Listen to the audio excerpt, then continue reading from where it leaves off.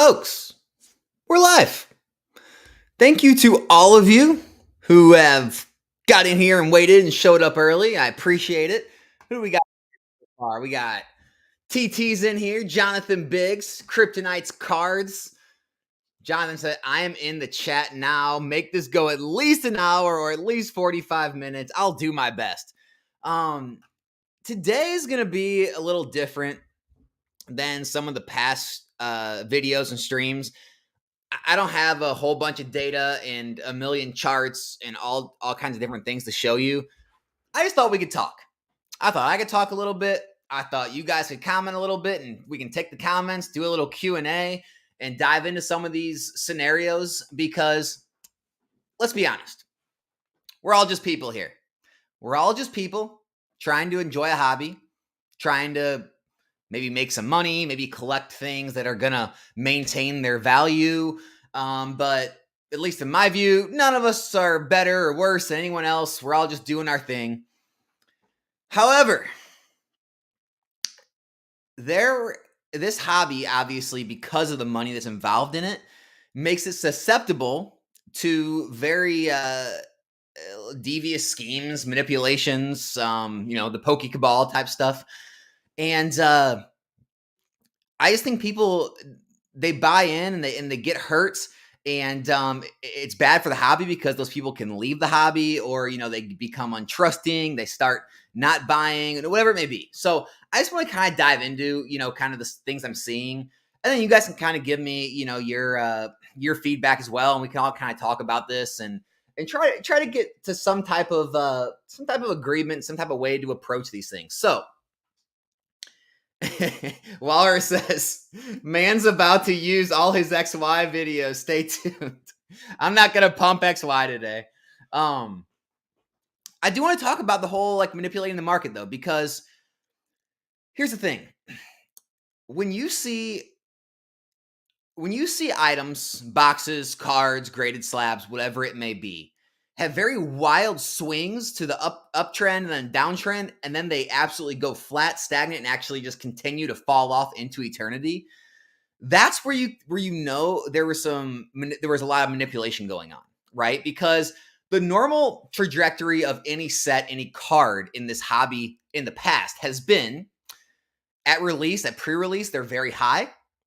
Things drop off drastically after release because supply hits the market and there's enough to go around.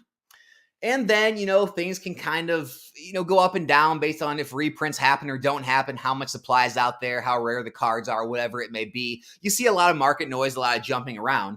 But then, year and a half, 2 years, 2.5 years, 3 years go by. You see things kind of gain their footing.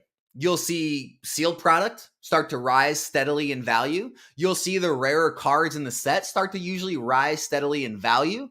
You'll see a lot of the not as rare cars, not as popular cars, not as sought after cards kind of just go flatline. There'll be sales, but not really any movement. And that's pretty much the normal trajectory of every set. And, you can follow this all the way back to, base set. But, I focus more on modern here. So what I'm going to do, we'll talk about the XY, Sun and Moon, Sword and Shield, These sets, the boxes, they'll come out. They'll be everywhere, right? They're real cheap. Sometimes they'll just be stagnant. Sometimes they'll go up a little bit. Sometimes they'll go down. But then as the supply dries up, stores and sellers start to say, hey, not as much supply out there. I can raise my prices a few dollars. And so what happens is it catches the eye of people. And then they start spreading it around to their groups and their friends. And everyone says, oh, you're right. Maybe supply's running out. Maybe it's time to finally move in. And people will start moving in and investors will come in and start buying up the product. And what that does, it rises the price even more. And then you get that second group, the FOMO crowd, right? The, oh my gosh, things are moving. They're already up 10, 20, 30%. Now I need to buy before it's too late. And then they push the price even higher. And then usually sets hit some sort of a plateau at that point before they reach their next rise. We've seen that recently with Chilling Reign, Fusion Strike, right? I mean, they were at $80, $90. And then we saw, kind of a steady rise. Then investors started moving in more, and then the FOMO crowd hit in, and then it hit a plateau somewhere around that 150 range. And now we're starting to see, more movement. Same thing with Evolving Skies. It hit a plateau around that 400 range. Now we're starting to see more movement as more supply runs out. And that's very normal market trends. There's no manipulating going on there. It's just It's just mass amounts of people wanting an item they genuinely want, right? There's actual genuine organic interest in those items, right? Or in the financial gains people see in those items. And it's normal. No one's manipulating anything. It's just normal movement.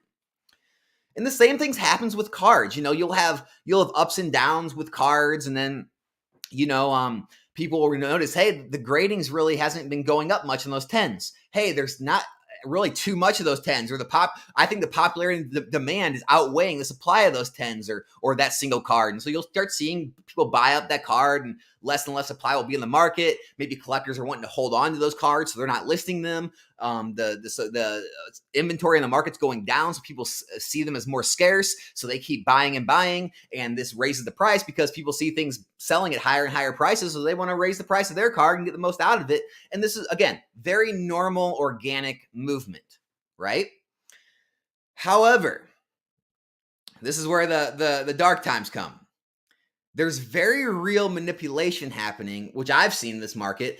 And what I mean by manipulation, you'll see things get released, and collectively, a lot of the big creators, even the creators in the investing space, the flipping space, they all talk about the same exact thing. And again, this is normal for brand new sets. Everyone's up on the new hype. Everyone talks about it. Very normal. However, it's very strange when that continues for months and months afterwards. One of the things I've seen recently is the Unagaba cards, right? So this is what I'm talking about people being manipulated and not having organic demand. If you are to objectively look at those cards, do you actually like them? Do collectors actually enjoy that card, right? If you took that card to a collectibles convention and showed it to 1,000 people, would they say, yes, I like that card, I like the art on that card, I truly want that card in my collection, just out of organic interest? Sorry, I got to turn my phone off. Or do they see all the big creators, all their favorite content creators, all pushing it, all talking about how great it is, pumping up how great the art is, or how great the artist that made it is, or how great, how great the release of it is, or, all these different things, when in reality, what they might be doing is pumping them up because maybe they have a way into those cards at a much lower price point than most everyone else. So they have a huge profit margin they can make on those. And they have basically an unlimited supply to be able to do that. And so it's in their best interest to push that card. Whereas here, if I walked in a convention with this card, with the Lugia V Alt Art, right? And you asked 1,000 people, do you genuinely like this card? Is there organic interest for you in this card?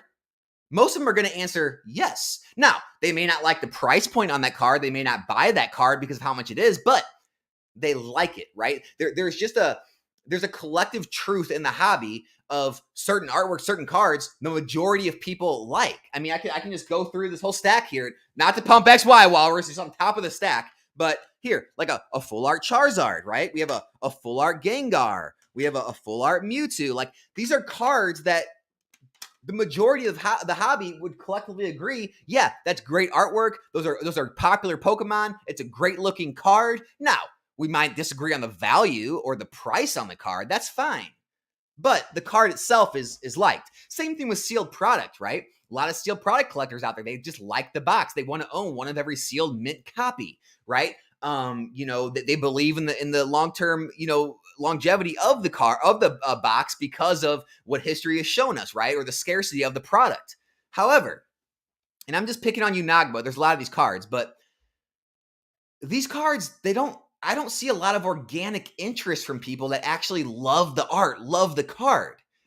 People seem to be buying into a craze that's being mass created by people trying to flip things, trying to create this demand, this interest where there really isn't any, trying to pump up the fact of the artist, trying to pump up, the release of it, all these different things. Whereas this is where we see these gigantic trends up and then these gigantic drops, and then the cards usually remain stagnant and go down and stay down forever. And what happens is, the people selling these line their pockets with all the hobbies, the collectors' money, but then the collectors with these cards who are stuck with them now, 6 months, a year, 2 years later, even more, they become basically worthless and have barely any value and no one wants them anymore. Whereas with other things, there doesn't have to be a winner and a loser. People think, there have to be winners and losers in this hobby, right? Some people like see it as like selling bags, right? I'm dumping all this. I'm really hosing these people by selling them these cards. In reality, I can buy a raw card off of someone who pulled it from a pack, who they bought the pack. They paid less for the pack than the card's worth. I bought it from them for more than the pack cost. They made money. And then I can grade the card, right? The card gets a 9, 10, whatever. It's worth more than I paid. I sell it. I made money. And then that person holds that card. And if it's a rare, popular, in-demand item, it goes up over time. Now that person wants to sell it. They made money. And this can continue forever. Now there can be ups and downs. However, there doesn't always have to be a winner and loser. Same with the booster box. The store sells it to me. I hold it for a certain amount of time. I'm happy with the gains I made. I sell it to the next person. That person holds it for a certain amount of time. It's appreciated more. They want to take their gains. And there's no losers. You see? There's no winners and losers. Everyone's winning. And that's very healthy in a collectible space, right? As things age, as things get more scarce, they usually go up in value. And, like I said, I can pick tons of these cards out of these stacks where, I bought a lot of these cards. Like, I didn't even grade all these. I bought some of these PSA cards. I paid less from the person I bought them from, and now they're worth more than what I paid that person for, and I can make a profit. No one lost. There's no selling bags. There's no hosing anyone. However, a lot of these mass manipulated cards, people are getting hosed. And these sellers know that they're going to get hosed. They admit it. They'll admit it to you that, yeah, I know all these things are going to drop and be basically worthless, but I'm going to get the bag. I'm going to hose these people while I have a chance. And the way to kind of identify this is when you see cards, when you see products, items, and you step back from everything and you don't listen to anyone, you look at it yourself, and do you actually like it? Say, do I like this card? Do I like this sealed item? Do I actually like this and enjoy this? And if the answer is more times no, a lot of the times it means it's being manipulated. And then if you turn on your YouTube and you're getting your Discords and getting the Instagram and you see mass amounts of people all pushing that item and acting like they love it, that's usually cause for concern. That's usually when you want to run, right? I'm not talking about brand new stuff, right? Brand new sets come out. Everyone's really excited to see the new art. Everyone's pumping it. No big deal. The brand new stuff. However, when things like linger and people are still pushing it, it's probably in their best financial interest to do so. I'm just going to let you know that. Now, like I showed, like this Lugia card, right? It's the most rare card in the set. It's Lugia. It's a great artwork. It's normal to see cards like this pumped. But here's the weird part. You don't see a lot of those same people I'm talking about pumping alt arts, right? You don't see them pumping, other very rare, very scarce, other cards that they would have to buy themselves off the open market at full price, right? No. You see these people pumping things that they get through, exclusive deals or, that they're working, back end, deals with, or either across overseas or with big giant buyouts.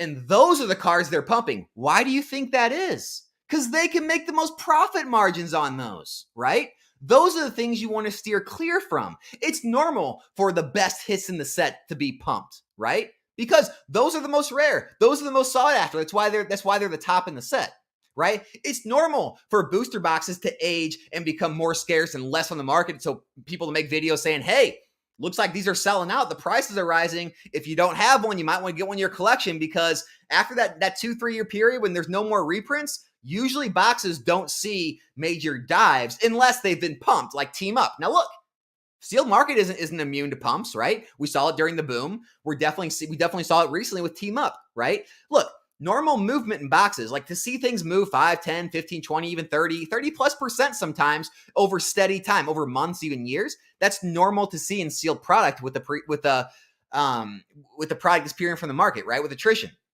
However, when you see gigantic spikes and drops like we did with the Team Up boxes, that's when you know the market was pumped. People moved in, they saw, hey, these were short printed. There's opportunity here. I can buy up a lot of these, really swing the market, and I can cash into the top. And that's why we saw a drop, because there wasn't actually organic interest there. There wasn't actually the supply running out that fast to make the price jump that fast. And so that's the things to watch out for. Whenever you see things jump way too quickly, it's cause for concern. It's usually cause to step back, wait for things to stabilize. Whenever you see creators or other people in Discords pumping an item for an extended period of time, where there's large amounts of access to that item, if you know the right people, that's cause for concern.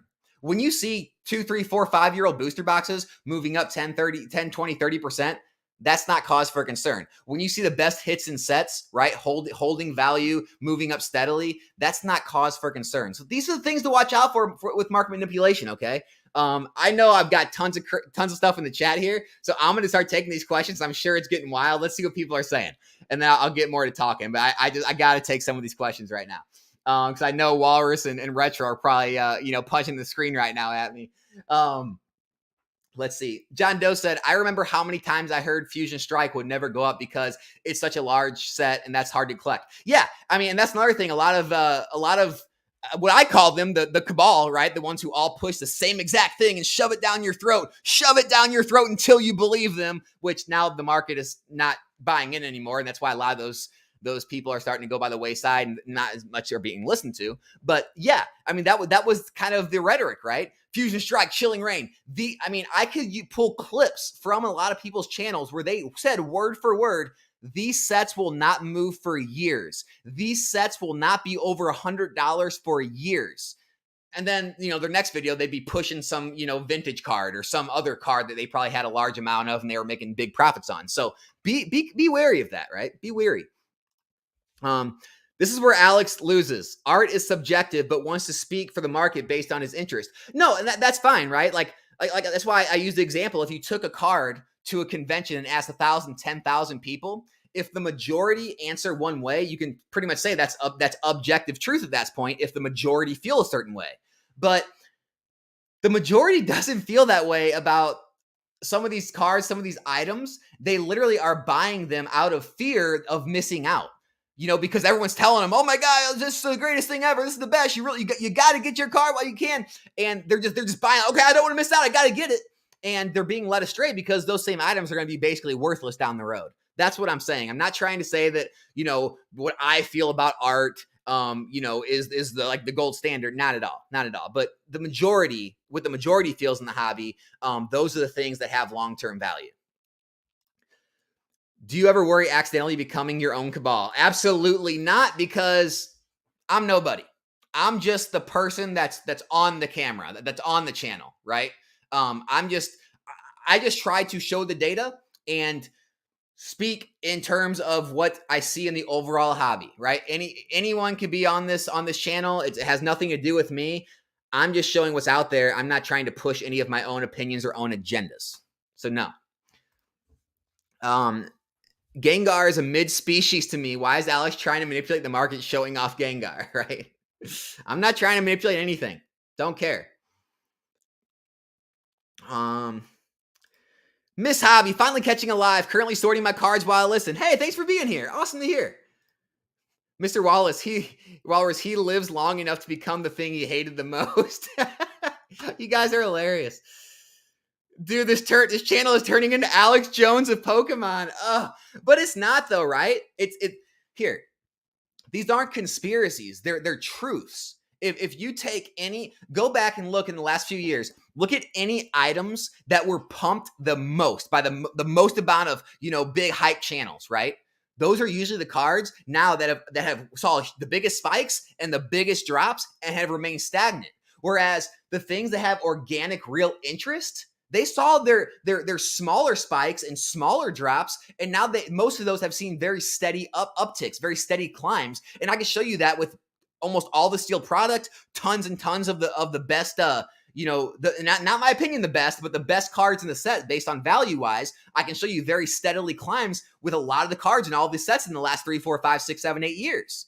And so No, it's not conspiracy. It's just the facts, right? Why was base set PSA 9 Charizard pumped from $200 to $7,000, right? Is it because the people with those cards who had the most of them had YouTube channels and talked about them the most and pumped them the most, right? Whereas the more organic things, they didn't see near as big of drops after the 2021-2020 boom. That's what I'm talking about here. You need to look at things like through a lens of if I truly like it, or if I think people truly like it, or is this person or this group of people trying to impose their views on me based on the financial gain they can make. That's what you need to be careful of. Here's Retro. I'm ready for him. Mr. Negative himself. Profit margin after fees plus ship on Unagavas is $9 to $10. No one is being forced into buying them. Look at the price of the Pikachu. Those hit a rock bottom and are now rocketing back up. Yeah, it's funny though, Retro. You say rocketing back up because certain channels are still pumping them, right? We're how long after the release of those, and they're still getting talked about and pumped and talked about how great of a play it is.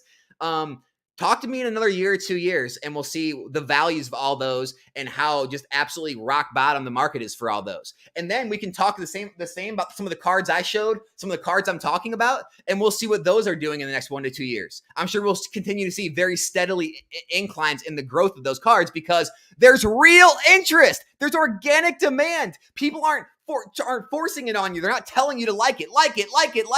Go to the next YouTube channel. Like this. Go to the next one. Like it. They're not telling you what to like. People just organically actually like the cards, and that's why we're here in this hobby. All right.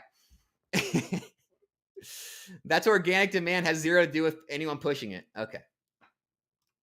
Why must you love every card you own? I own cards I hate, but they're part of sets. True. That's true. Absolutely, I agree. I don't like every sealed box I own, but again, I like to have one of every sealed. I get it. That's a very real point. 100%, Mr. Walrus. John Doe, don't need to be altruistic in the Pokemon hobby. I like taking my guesses and enjoy seeing how the mass market shift. Yeah, absolutely. Peak Dachu's in here. Lunch Live for the win. What's up, man? Bruce City said, buy raw for 22 plus shipping or buy the graded card for $50. Well, I mean, if you're asking me, I would never grade or own a card from the Cabal grading company, which is CGC. So if I'm looking at that, I can only imagine you're talking about PSA. We have to be, right? So PSA costs about $15 plus probably $16 after shipping and stuff's all included in there. So $16 plus $22, you're looking at $38. You can buy it for $50. It's not always 100% chance, as much as Dan wants to say PSA 10s are participation trophies. It's completely wrong, but I'd probably buy the card for $50 if I wanted it. I wouldn't take the chance of getting a 10 for a $12 difference. It wouldn't make sense to me. So I'm buying the card for $50 if it's me. Alex thinks the Sistine Chapel is manipulated to be liked just because it's a 1 of 1 doesn't make it good. Oh, God. Yes. SGR, what do you think about sellers jacking prices up on boxes 10% every week? Yeah, I mean, that's the open market. Like, that's the free market. That's not manipulation, right? Anyone would do the same thing, right? Like, if I have a card, say I have 10 of a card, right? Or 10 of a box, and I have one in the market, it sells. Then I look at the market and see, well, what are things going for? Oh, things are going a little higher. Okay, I'll list my next one a little higher. And it's just kind of that same thing. Whereas, hey, if things aren't selling, right, you got to lower your prices to meet market demand, market price to be able to sell that item. So those are just the normal ebbs and flows. There's nothing fishy about things being risen 10% because the demand's there, right? If the demand's there and people can sell it for that, that's just normal free market. Show us the doll where flippers hurt you. Alex's real name is Alex Jones. I told you guys, stay tuned. The conspiracy channel is coming. We are going to have a conspiracy theory channel in the future. I think it'd be a lot of fun. What do we know about the Cabal? Well, we know the definition of the Cabal, right? I showed you guys that in the last video. If you didn't catch my last regular video, not alive, go check that out. I did define the Cabal for you. It's basically a group of people who collectively get together and try to initiate or try to, make change or force things onto the mass public without the knowledge of the people outside of their group. And so that's very dangerous when a lot of the people in the hobby, just like we see in the real world, right? It's the same thing in the real world, just on a much smaller scale, right? When you get enough people with enough money and enough interest in a hobby, they can use those funds. They can use their platforms. They can use their influence to actually infect change on the markets, and they can make tons and tons of money doing this. And that's why it's done. And so that's why it's best to make sure you are collecting what you like. Do not let anyone tell you what to like. Once you start letting that happen, you're going to be subject to manipulation, and these people are going to make just money hand over feet on you. So don't let that happen.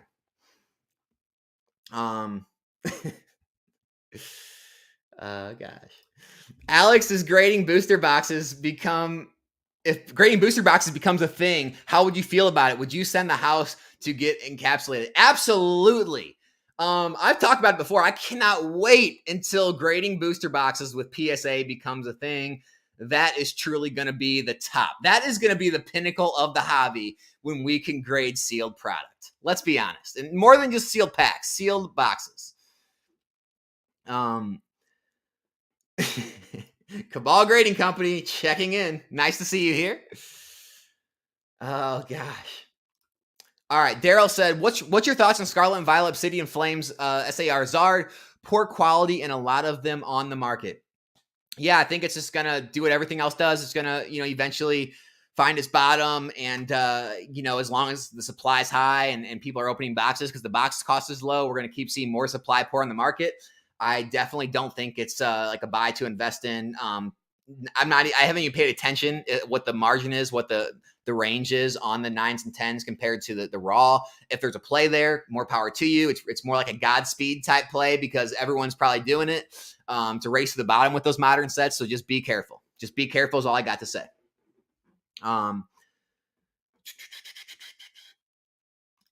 Man's trying to gatekeeping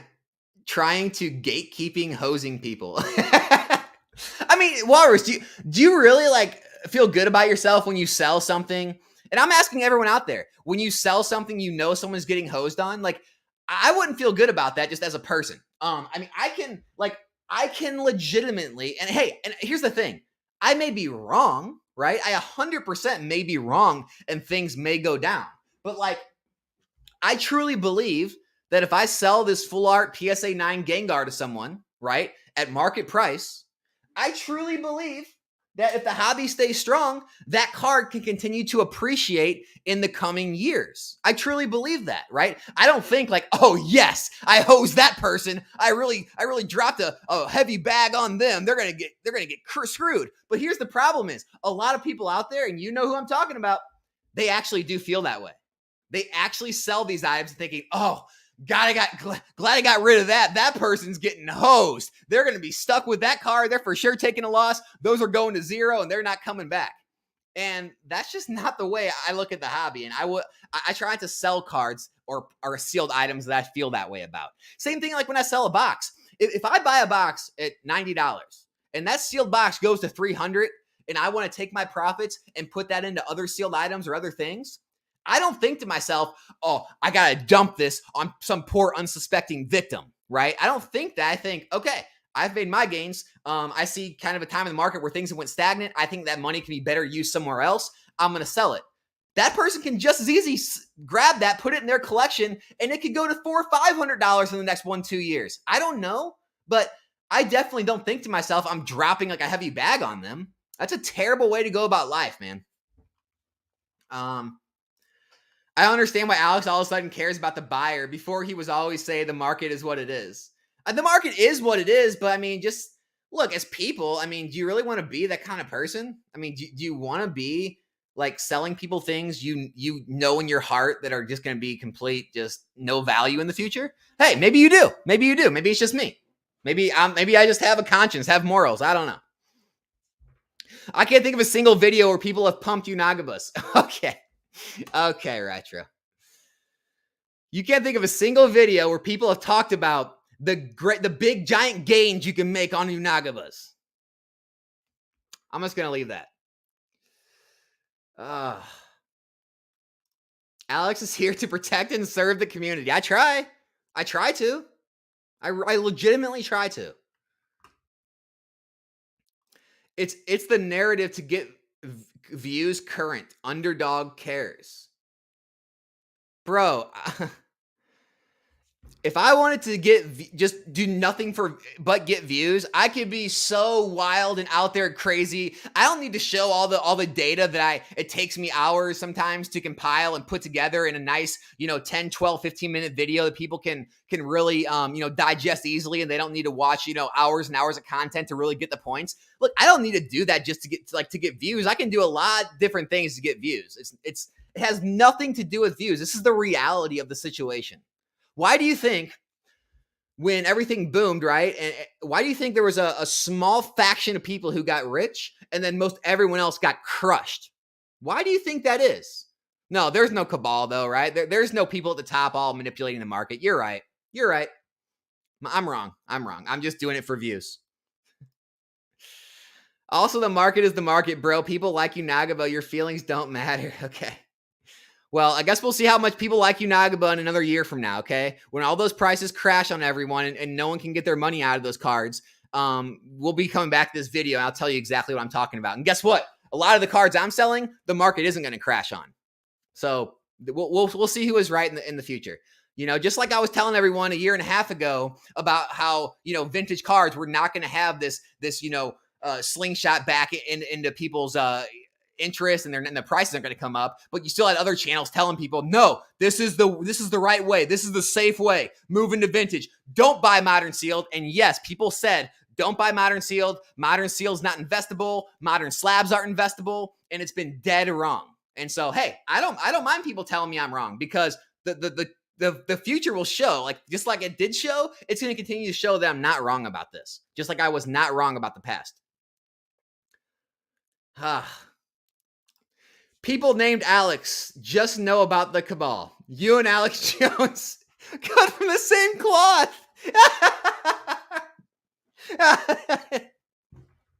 Oh, John, I love it, man. When flippers are excited about a release, it's because they know the cards will have demand.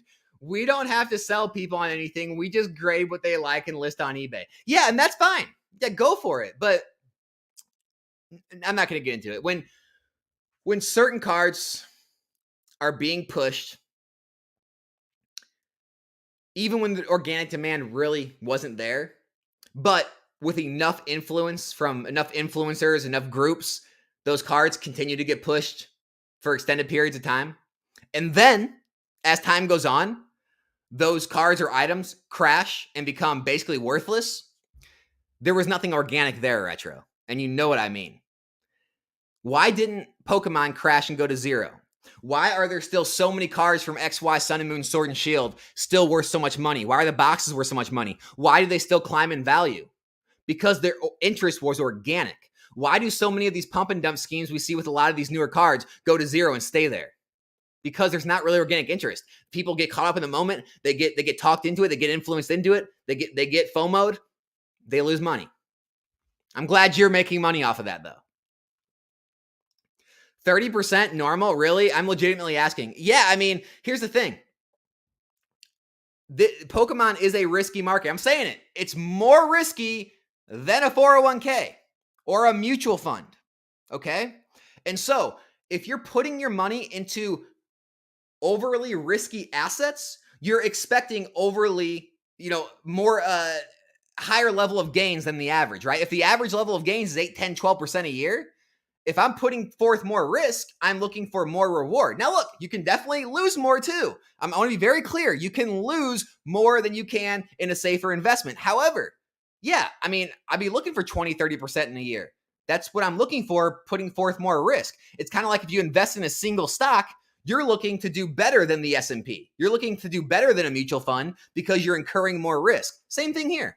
Same thing. There's nothing wrong. There's nothing that's not an outlier to gain 30% in a year, right? That's a booster box going from $100 to $130. Now, maybe not the first year. I'm not saying it's going to happen the first year, but if a year and a half, say a year and a half from when Scarlet Violet or Paldea is released and those boxes are at $100, $105, there's no problem from like the 100, what is that? The 1 year, 6 month or 2 year period to the 2 year, 6 month, 3 year. there's no problem for that's not crazy for that to go to 130. That's not out there or anything. No, it's a very realistic gain in my opinion. What up, Alex? What's up, Travis? Question for you. What are you buying booster boxes in a set? When are you? How many boxes do you aim for, or do you set a limit on how many you buy per set, or will you keep buying if cheap, many if cheap? Man, I am all over the place. Depends on the set, depends on the price point. Sometimes it's as little as 2 cases. Sometimes it's as many as 10 plus cases, depending on the opportunity I see there. I mean, with celebrations, to me, it was a no-brainer. I bought 10 plus cases of those ETBs. I bought like 5 cases worth of UPCs.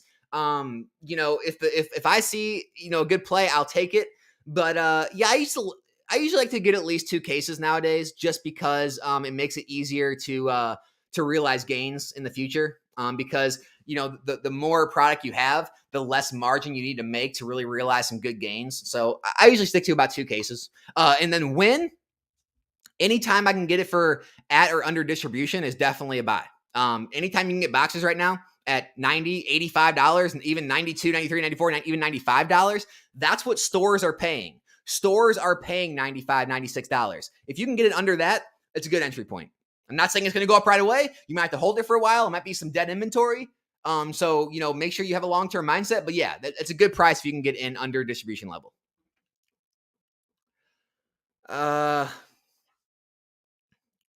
Alex refused to buy toilet paper during the pandemic because the demand wasn't organic. He doesn't participate in manipulated markets.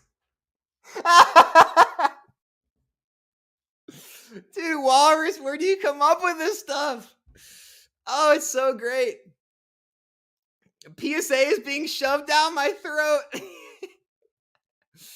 Here's the thing, though.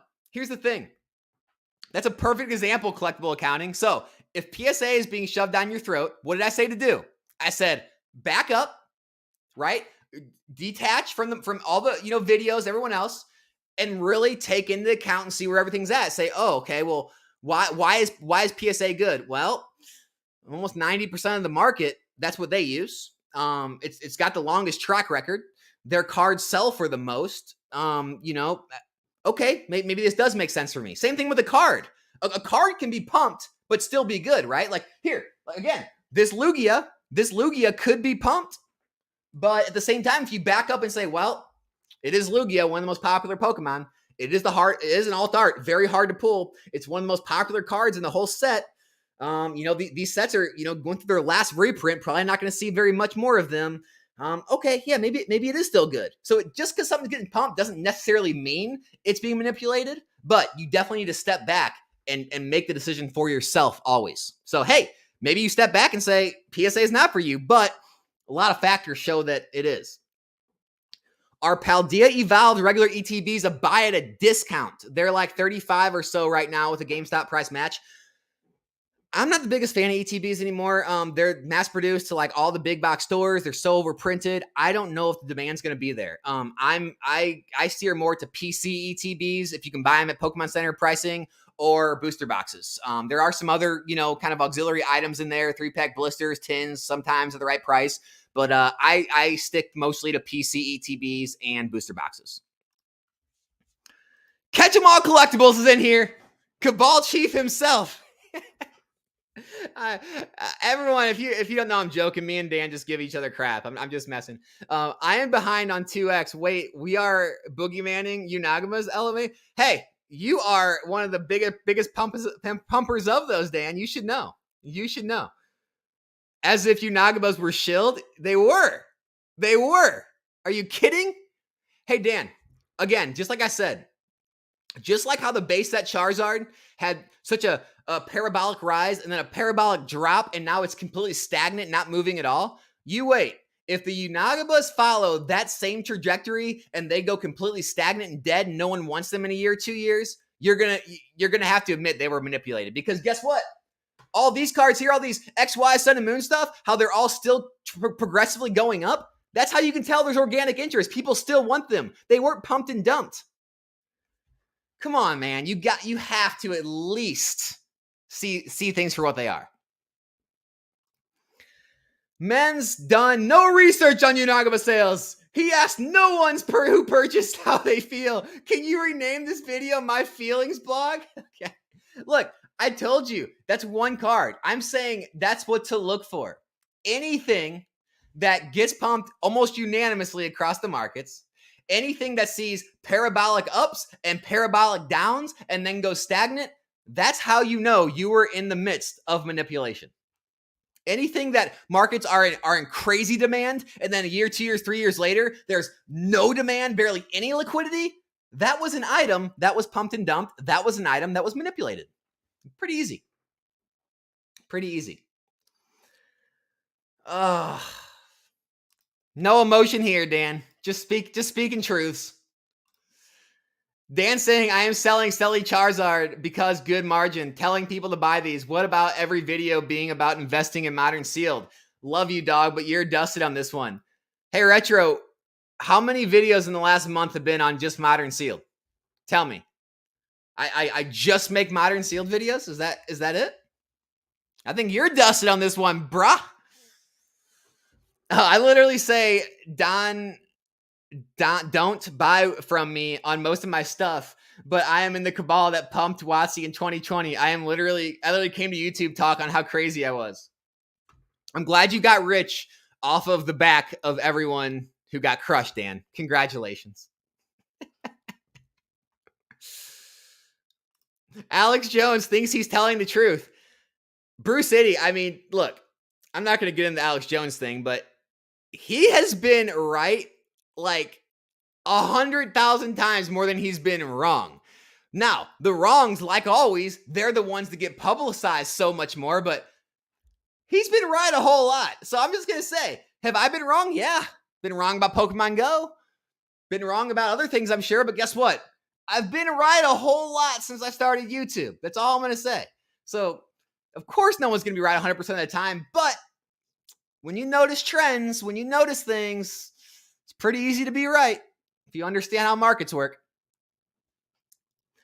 And then couldn't stay the course. Man's on negative rant lately. Thomas was the only thing holding the hate damn up. I'm not negative. I'm just trying to help. I'm trying to help people. I'm trying to help the everyday average collector buying these things, thinking that, they're a good piece of their collection because everyone else likes them and they think they're going to hold value. But in reality, everyone else doesn't really like them. They're being told to like them. And then when the high comes down, they start looking at their collection thinking, why did I buy this? Why in the world do I own this? I'm going to sell it. Oh, wait, it's 3 times less than what I paid for it? Oh, wait, there's like one sale a month on these? What do I do? I'm stuck. It's for those people. So still positive.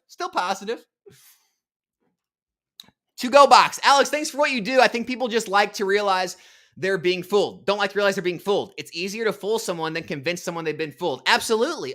100%. That statement is so true. Thank you so much. It's so much easier to fool someone than to make people come to their senses, right? As much as I hate Dan, he's right. Man's literally selling at lowest on market. So if I go on this whole this journey to like pump a certain thing, and I pump the market super high, as long as I list a card at lowest listing, does that mean I'm okay? All right, you're right. And I'm not saying Dan's doing that. I'm talking about your logic there. The logic doesn't add up. Like, so I can just go pump a single card or item, and once it pumps up, I sell just because I'm lowest listed. That means I'm somehow in the clear. I didn't do anything wrong. What are you talking about, man?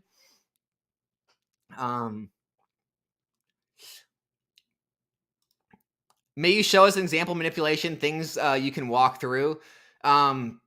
I mean, I didn't pull anything up for today's video. I was just really going to chat. I can make a video in the future showing you exactly what to look for in the charts and kind of in the whole. I can even go back in like history and show videos on YouTube of people talking about certain things and showing how the price charting matched exactly what they were saying. So I'll keep that in mind to do that in the future, B. But right now I just don't have anything pulled up. I'm not going to waste time trying to search through a whole bunch of sites and show you what I'm talking about. So yeah, I will make sure to do that though, for sure. Let's see. Alex getting triggered. Keep calm and collect Pokemon. I'm not triggered, man. Literally, I said it in my last video. I am going to use my platform to call things out when I see them in the market. And if I see something happening, I'm going to bring it to your attention. Now, you don't have to listen to me. You don't have to do anything based off what I said. But at very least, it brings this to people's attention. And then when they see a collective amount of people all pushing certain things, maybe they can step back and say, okay, where have I seen this before? What usually happens? And kind of bring themselves back down and maybe not get hit, not get hurt. That's all I'm saying. I'm not trying to make you do anything. You don't have to listen to a word I say. I do appreciate you being here, though. I'm not triggered one bit because I don't fall into those scams. So I don't care. Okay. I mean, I care about you guys and the community and collectors. I don't want them to get hosed, but I'm not getting hosed by these things. Dan is the king of reverse psychology in the hobby. I'm crazy. Don't buy from me. Proceeds to print. Yeah.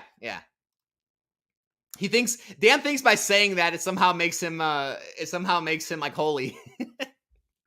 Retro, seriously, if you listen to Alex the last few years getting in on sealed product and just investing and holding your way up, if you bought graded sellies, you're not. Like, seriously. Exactly. But hey, how soon we jump on the new bandwagon, right? I never buy from Danny's. He's lowest on market. Why would I want the cheapest version? That's poor people. Oh, gosh, I love this. Is everyone having a good time? Hey, at least if we don't agree, we can all have a good time in this hobby. That's what we're really here for. It's entertainment. A hobby is supposed to be fun and entertaining, and I hope you're all entertained. That's all I have to say.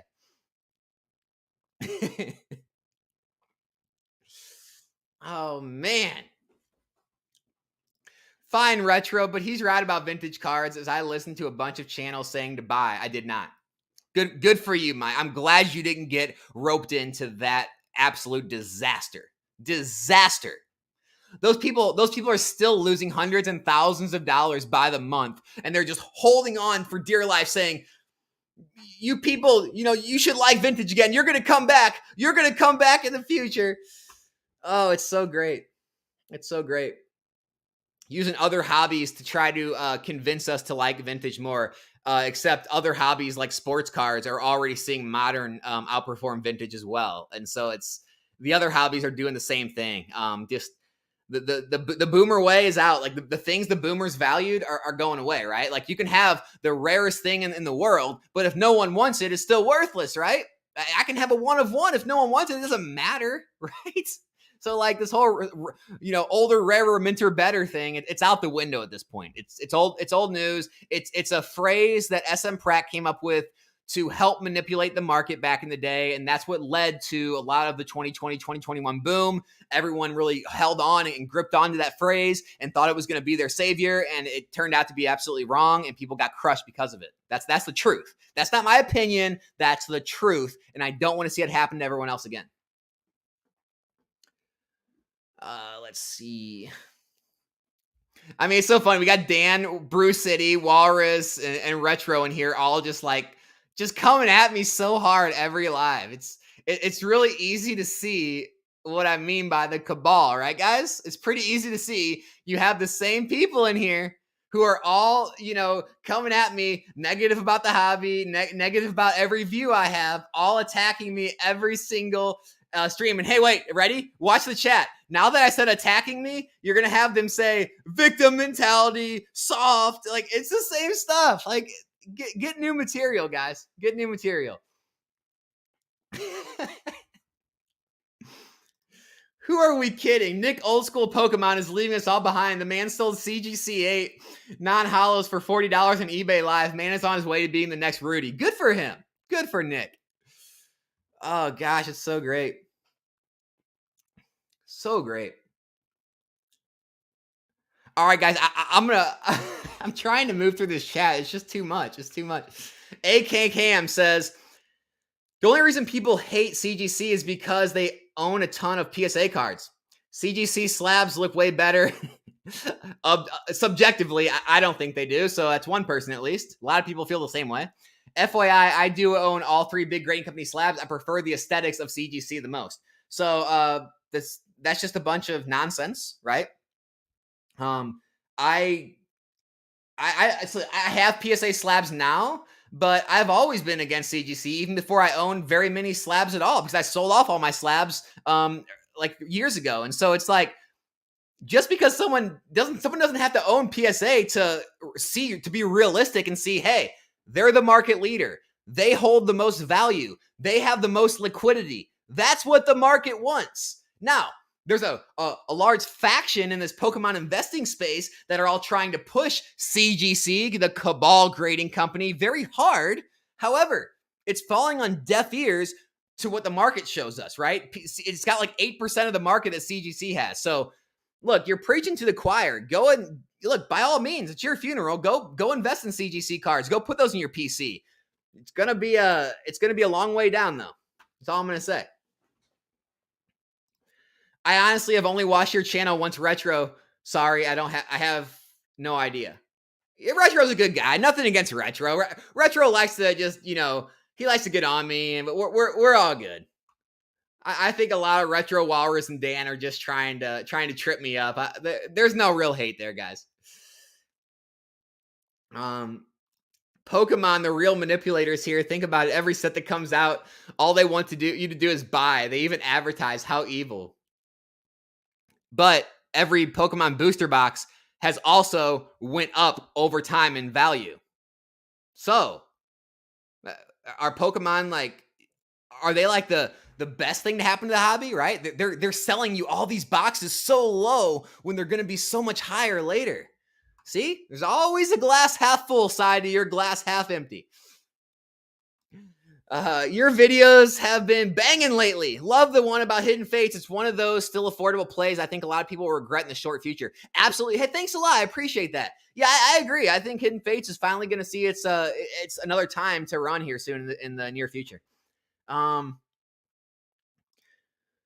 accounting. Really? You do accounting? Really? for the cabal members. I see their books and I can be the whistleblower for all their plays. Nice. You need to be on the next live. Hit me up, man. We need to bring you on, and hopefully you didn't sign any NDAs, because we need to blow the whistle on this. We got the cabal on the run.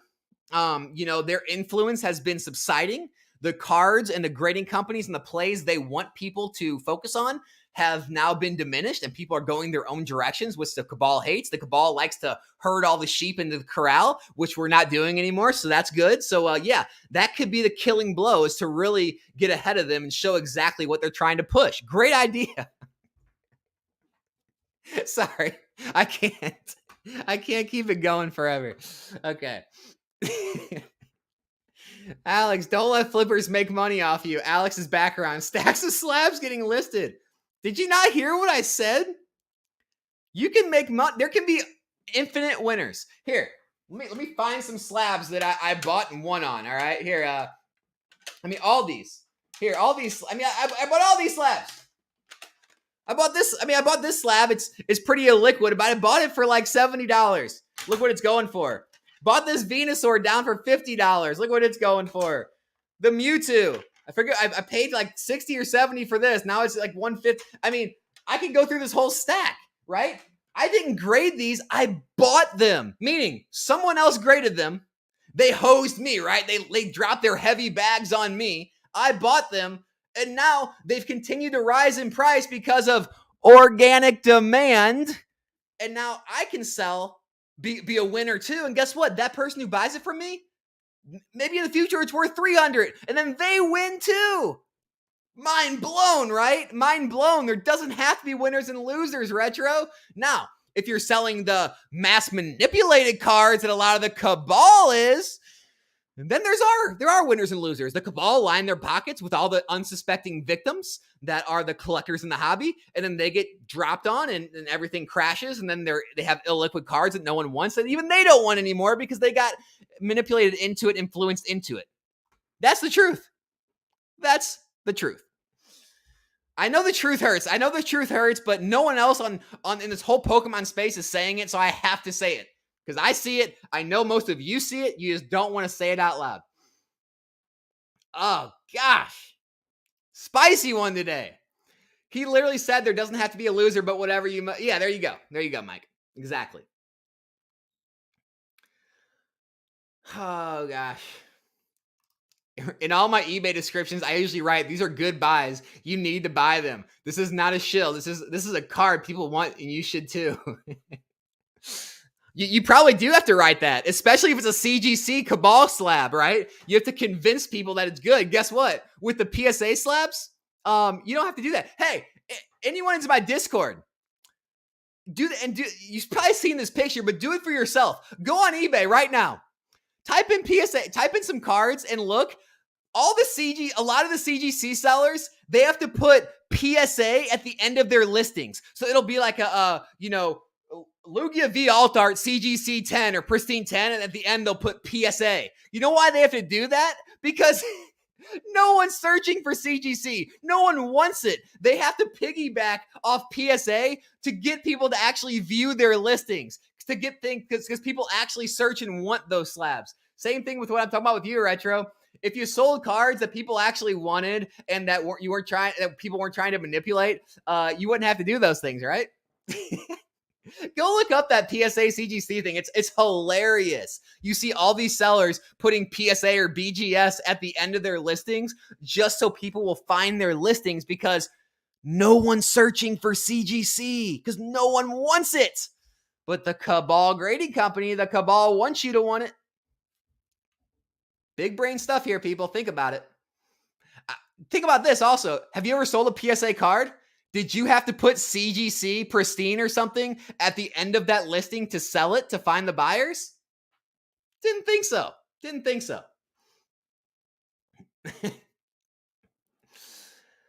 Oh, gosh.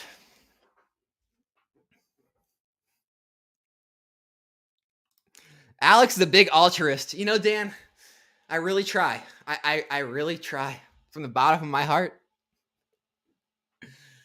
Ugh. That's Alex Jones now. Poke Wars episode 3. Return of the Altruist. Oh my gosh. This is getting so out of control. This is now like took on a life of its own. It's too much. We can't even. This hobby has just reached a point of no return. John Dose is replying to AK, say, right, I'm not impressed with the PSA slabs to collect. CGC super clean to view the card, and it feels better in the hand, as thin and like rounded corners. To view the card. Can you guys look? Can you guys not see the card? Can you not view it? It's like, it's clear plastic. What are we talking about here? What are these Cabal mind tricks you're trying to influence my community into? Anyone watching this, don't buy into this. This is Cabal treachery right here. Do not do it. You'll be left sad, lonely, and broke in a couple years when those CGC slabs go to nothing, like we're already seeing happen. Yeah, we are about to have Alex and Jake Pokenomics podcast telling people not to buy anything on Pokemon so they don't get hurt. Oh my gosh. Collectibles accounting. Dan isn't selling for his business. He sells Nagabas just to hurt people. Hey man, whatever makes you feel good at the end of the day, I guess, man. That's not for me to comment on, I guess.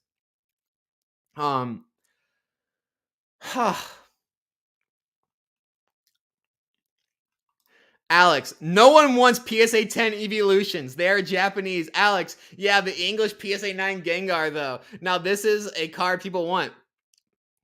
Well, Retro, are you talking about the PSA? Do you want to compare that PSA 9 to the PSA 9 Unagaba price? Are you serious? Go ahead. Be my guest, my man. Be my guest. If you lowered that price to, like, I don't know, even like double, triple what the Unagabas were going for, you'd have them flying off the shelf. There would never be any on the market because people would buy them up so fast. Come on. The video talking about the gains you make on Nagabas is literally showing you can grade and sell very easily, and is the absolute opposite of pumping them. Right.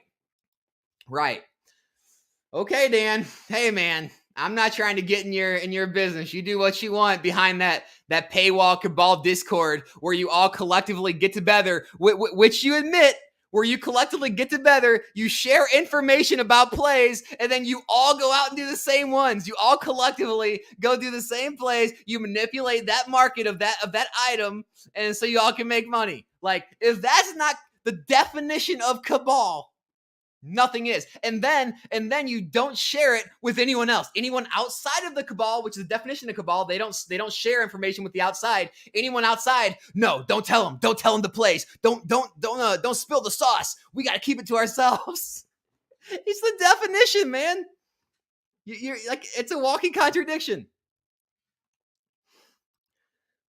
How people spend their money is honestly none of my business. Also, these are luxury goods. If people are crushed on them, not being more conservative or smart. Yeah, I mean, that's obviously part of it. I get it. I agree with that. If we're all adults, I get it. But I mean, just as being just being another person, another collector, I would want someone to tell me this type of stuff, right? I don't want people to get taken advantage of just because they're adults and they can spend their own money the way they want. That's not a good way to look at life either, though. But I mean, I get your point, though, Peeked at You. I get it. All right, guys, I'm going to skip all the Unagaba stuff. We've been going on that stuff long enough, so sorry if you were talking about that. I'm not. We've beat that horse to death. Dude, you profited like everyone, and all of a sudden you care and have a conscience. Start finding the past buyers and refund. What? Are you talking about on the vintage stuff I sold? Look, I did not know the sealed product was going to crash that much. For all I knew, that stuff really was that scarce. For all I knew, those first edition, look, I sold base set, first edition jungle, first ed fossil, first ed rocket, first ed heroes, first ed challenge, and base set too. I sold all those sealed boxes, yes. Made money, yes. But I don't know how scarce those were. Obviously, you hear all the BS about there being airplane hangars full, but obviously that's not true. I mean, I didn't realistically know. I knew that it was uncomfortable for me, but it's like some things you just know are going to get dropped. Those are not the things that I knew were going to get dropped at all.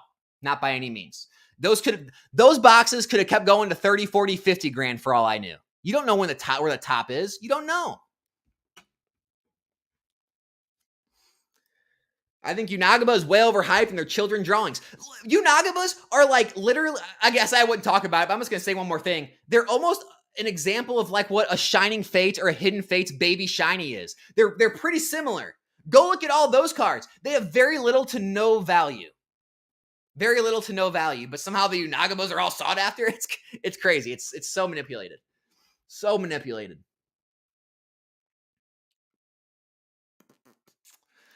I'm annoyed English won't bring over Master Ball Hollows. People would enjoy the chase, so I don't know why they'd go away from Japanese success. Yeah, I agree. I'm 100% on board with that. I don't understand. I get the whole... I know all the arguments, right? So don't, like, spam the chat. I know it's a kid's game. I know the players need cards. I know, Pokemon wants to print enough for everyone to have the cards. I get that. However, I don't understand not having that top tier God rarity card. I don't understand not having scarce products. Now we're starting to finally see it with PC ETBs. They're finally not printing those to oblivion, so we finally have some real scarce products that aren't printed into oblivion. I don't understand why they went away from alt arts. They should have made things even more rare than alt arts. Let's go 1 in every 1,000 packs. Let's go serialized. Let's give the collectors something to chase, but at the same time, make the actual card the same exact playability as like the lesser version, right? Like same HP, same attacks, same everything, but make one version maybe a different on alt art, make it a lot harder rare, so the collectors have something to chase, because that's the issue going on with Scarlet and Violet. It's too easy. Collectors don't care. That's what's happening right now. And the players don't need the top rarity to play the game, right? The kids don't need to open every single product. They can get cheap product. Pokemon, I just think Pokemon's making a mistake with that we need to have every product, every card for everyone. No, you don't. You don't. Yeah, a lot of people agree with that. The Japanese Master Ball thing, it's an awesome idea. I got to give it to Japanese 151 on that. I mean, they knocked it out of the park. English is absolutely ridiculous for not introducing that into our set. It's crazy. It's crazy. Why is Fates Collide ETB so much? Okay, so yeah, that's XY Sun and Moon ETBs, they're going to have astronomical values, and say it was black and white. Those are off the charts because they were so much lower printed.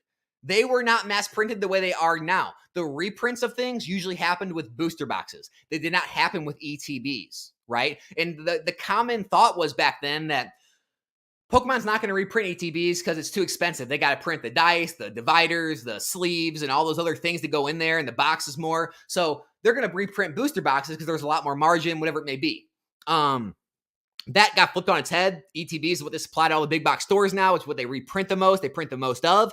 So now they don't rise as much. They're not the big item. However, back then, there's so much less of it, especially when you move back to early XY, black and white. You can barely even find a sealed one. So that's why Fates Collide ETB is so much. It's because the value of the sealed item, because the scarcity is so high. It's not the packs inside. There's no promo inside. It's just it's so scarce. Scarcity equals demand. They haven't crashed, though, is the thing. They hit a bottom and are moving back up in price. Same trajectory as your favorite modern sealed. Again, we'll talk again in 1-2 years, Retro. We'll talk again. We'll see how all the actual organic interest cards and boxes are doing, and then we'll see how the manipulated things are doing. All right. So we'll just leave it at that until then. I'm not gonna go back and forth with this anymore.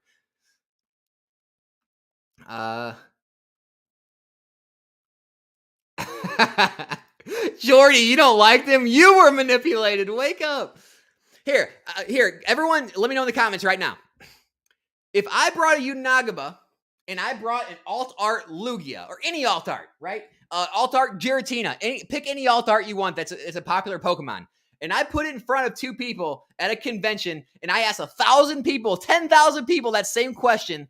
How many are going to like the alt art better than the Unagaba? Answer me that.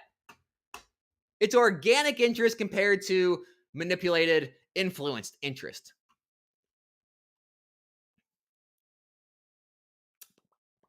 The only reason people won't buy tons and tons of alt arts is they don't like the price. They don't agree with the price. They love the card. They love the art. They love the rarity. They love the chase. They just don't love the price. But that's why the price is what it is, because if it was lower, everyone would buy them up.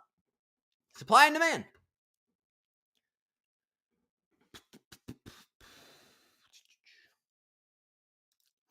I don't do English unless I can source in real life. I did pre-order a UPC though because I am a big sealed investor. Sure you are, Retro. Oh man. Alex wiped his butt with Japanese cards during the pandemic. Hey guys, look, just because I'm not for Japanese cards doesn't mean I'm against them, right? It's not like if you're not with me, you're against me type thing. I just don't get into it. I don't want to make relationships overseas. I don't want to worry about getting scammed on sealed. I don't want to worry about trying to work these deals.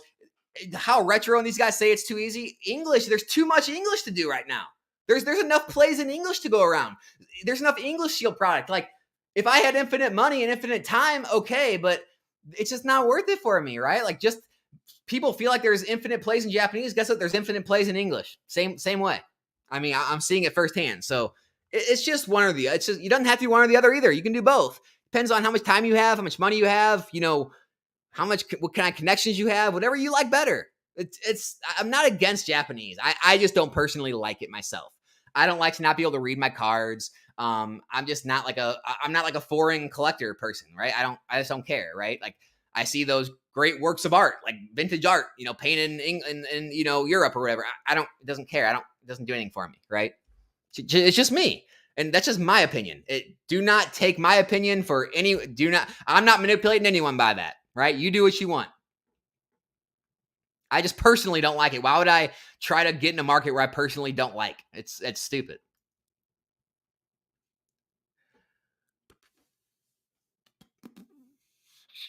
Oh, here we go. Collectibles accounting. This was probably a long time ago, man. I'm sorry. $4.99 super chat. I love these lives. Thank you for the lunch live. Hey, thanks for being here, man. I appreciate that. Make sure to reach out to me with the Cabal books too. I do want to go through those with you. I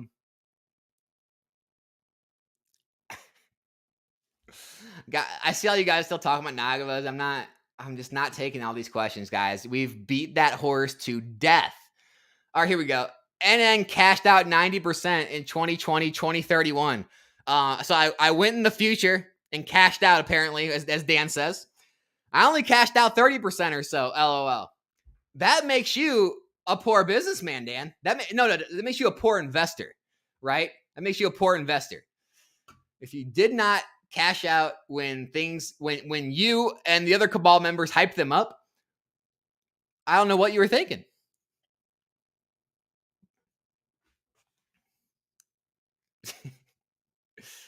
PKNNCGC hate bash stream. I don't know what PK means. Is that a guy? Is that what is that? You guys can both talk about where on the dial they hurt you. Again, who's us? Who is? I don't know who we're talking about, man. I'm sorry. Alex Jones was wrong like 3 times. How many times right? Exactly right. Exactly. Go back to the Alex Jones thing. How many times was he right? It's just like, but everyone forgets that real quickly, don't they? They forget that real fast. Funny how that works. Oh gosh. What a good Thursday crew. We're always having a good time in here. Boondock, thanks for being here. Oh, I have another super chat. We've got 279 Canadian. We got the Canadian brother in here. Nav says, recitative BS from Retro getting annoyed. Retro getting called out hard. Oh, man, I love it. Thanks for being here, Nav. I appreciate you being in the live. Coca-Cola shilling cola products. I don't trust him. Hey, here we go.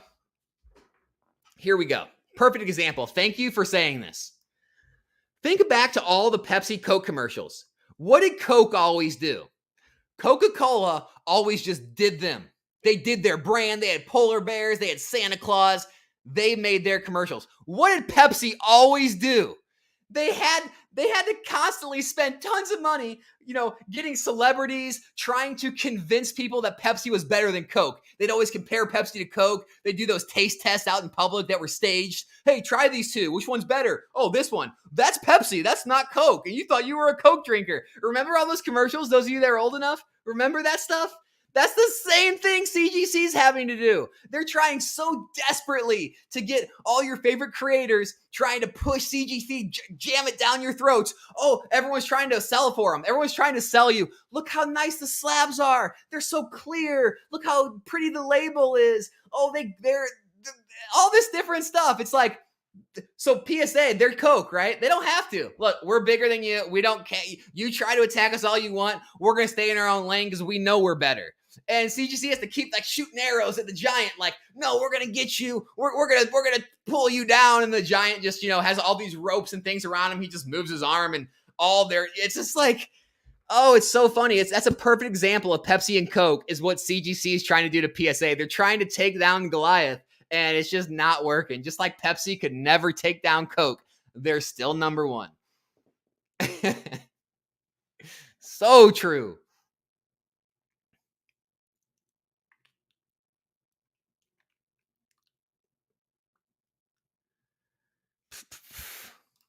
Nostalgic Overlord. How can it be said that they're not saying Dan is the one pumping when Dan and Retro are the ones you've given examples to? Yeah, I mean, that's the thing. Dan, Retro, like Walrus, like anyone in, I'm not going to even name the name. I'm not gonna do that to people, but there's a certain Discord that is paid to have to go in, which mine's free, but you get to pay to get in theirs.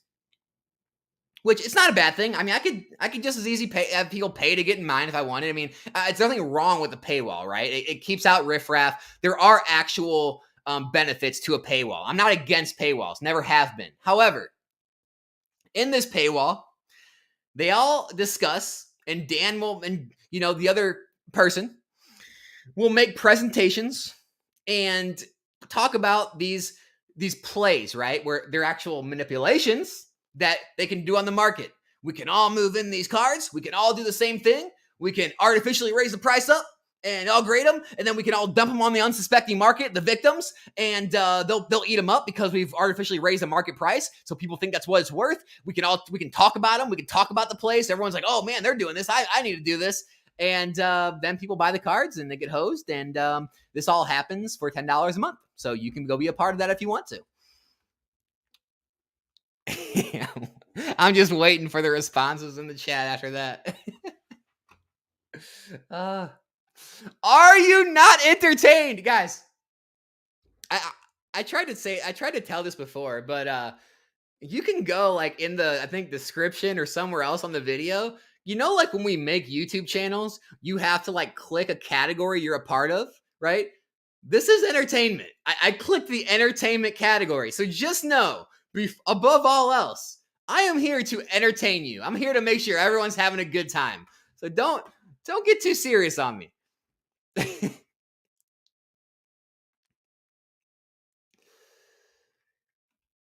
Vintage cards are less than MILFs. MILFs, huh? I mean, I think we need to replace MILFs with waifus. Vintage cards are not as good as waifus, right? Summary of the live. Thanks, Retro. Thanks for doing that for me so I don't have to at the end. Vintage/modern Japanese is manipulated. Also, please bail me out of buying my English XY PSA 9s. Hey, you might now you're really dusting yourself, Retro. You want to get on my eBay right now? Not one of these is listed. Now that's weird. That's weird. If I was trying to dump them, wouldn't I have to list them for sale first? Huh. And then the ones I have for sale, like the Silver Dialga or my Generations promos, things like that, I list them a lot higher than market. If I get a crazy offer, of course I'm going to take it. But really, it's to draw attention to my eBay store, draw attention to my channel because I talk about my channel in my description, things like that. But if I'm not selling these things, but you're trying to flip all your stuff as fast as possible, who's really trying to drop things on the market? That backfired fast, didn't it? That backfired quick. Even though I'm not a big fan of the channel, Twice Baked Jake has some great calls on undervalued singles. He called the Latios tag team card. Why aren't you a big fan of his channel? Jake's in his own lane, man. Jake does his own thing. I mean, he still works full time, runs a 100K channel. He said it. I watched Radar stream with him. He just talks about what he legitimately feels. He's not influenced. I don't even know if he has sponsors or not. I mean, I can't say anything bad about Jake. Jake's doing his thing. I don't know if you all know about TCG Player and Troll and Toad. International price appears very different outside of US. Did not know that. I'm very, very ignorant to foreign markets. I don't know how the price changes and how much more valuable or less valuable things are elsewhere. So I don't know about that. Sorry, Daryl. Pratt affected the market for sure, but his phrase did not keep people buying what they did. What do you mean, peeked at you? Were the older, rarer, minter, better cards not the most pumped cards during the boom? I mean, was he not the highest at that point, the most watched Pokemon investment channel on YouTube? Was Leonhardt not opening more vintage back then than modern? Was he not always opening and pumping the vintage cards to his large audience? I mean, ask yourself that. I'm not trying to put words in your mouth. I'm just saying, ask yourself that. There's a very real correlation to what was being shown to audiences, what was pumped, and what had the biggest price swings. I'm just saying. It's very real. Very real. I did see another super chat. B Thorough said, y'all need to read Rich Cabal, Poor Alex. The Cabal is a lot richer than me. I'm sure they are. I'm sure a lot of the Cabal is very much richer than me.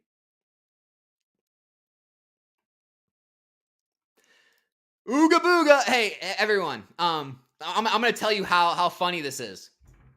So, Dan and Walrus, Retro, all those guys, they like to say I create boogeymen, meaning these mythological things that, I blame things on. However,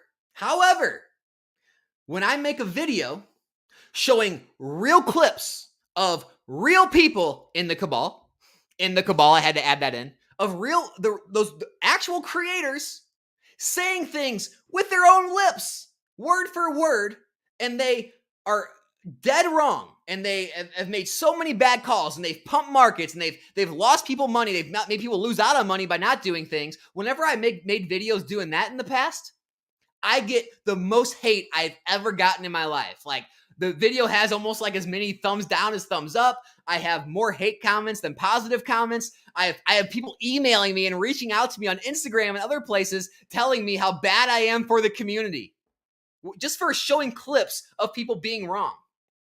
But then whenever I mention the things they've said, I'm creating boogeymen. I'm just creating it out of thin air, even though I have the actual proof. Does that make sense to anyone out there? I just want to be clear of, they try to say, Dan and them try to say these things, right? They try to say things like that to kind of dumb down, like make it not seem real, make it not seem as bad, make it seem like I'm making things up, because it deflects the attention from the reality. And the reality is, people have said very real things that have got people hurt, lost a lot of money, made them lose out on thousands of dollars, called the market absolutely wrong, and never have to answer for it. That's the truth. That's the truth. Bro, SM Pratt wasn't manipulating the market. Just because modern is doing better than vintage in the moment in time doesn't mean it won't flip 6 months to a year. Absolutely, but that's definitely a possibility, but it doesn't mean he wasn't manipulating the market. I mean, those two things are exclusive to each other. Both can be true, both can be false. I mean, that doesn't necessarily mean he wasn't pumping the market. So I don't agree with that one.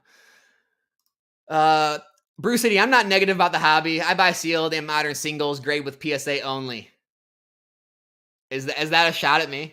Is that a shot at me? If not, man, you are doing it right. No name. Am I the only one who gets salty, lonely ex-girlfriend vibes of Alex and SM Pratt? I don't even know the guy. I don't know the guy. I'm sure he's a good guy. I played hockey. He plays hockey. We probably have a good time together. I don't know. I'm just telling you what I saw. I watched SM Pratt since 2016. I watched him since he had like 1,000 subscribers. Okay, I was an early supporter of his channel, but over time I saw what was happening. I saw very clearly what he was doing, and I couldn't support it anymore.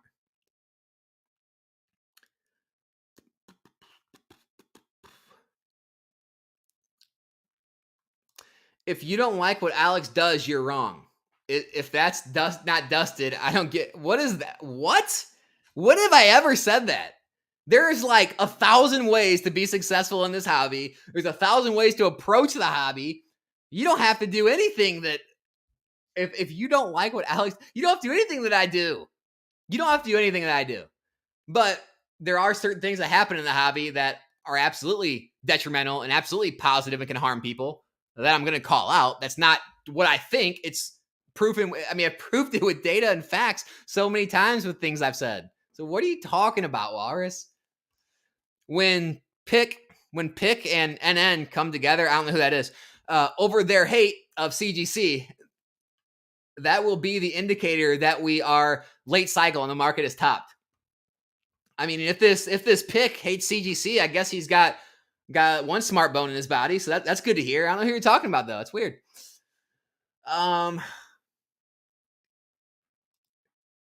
This is great. Markets are set in stone. Pack it up. That's the exact opposite of what I said on my channel, bro.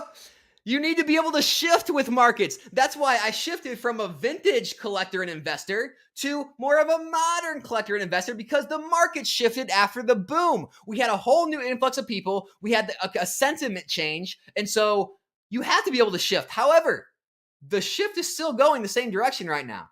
We're not seeing anyone shift back to vintage or shift to CGC. We're not seeing a shift. If this is about CGC, if it's about vintage, what is it about?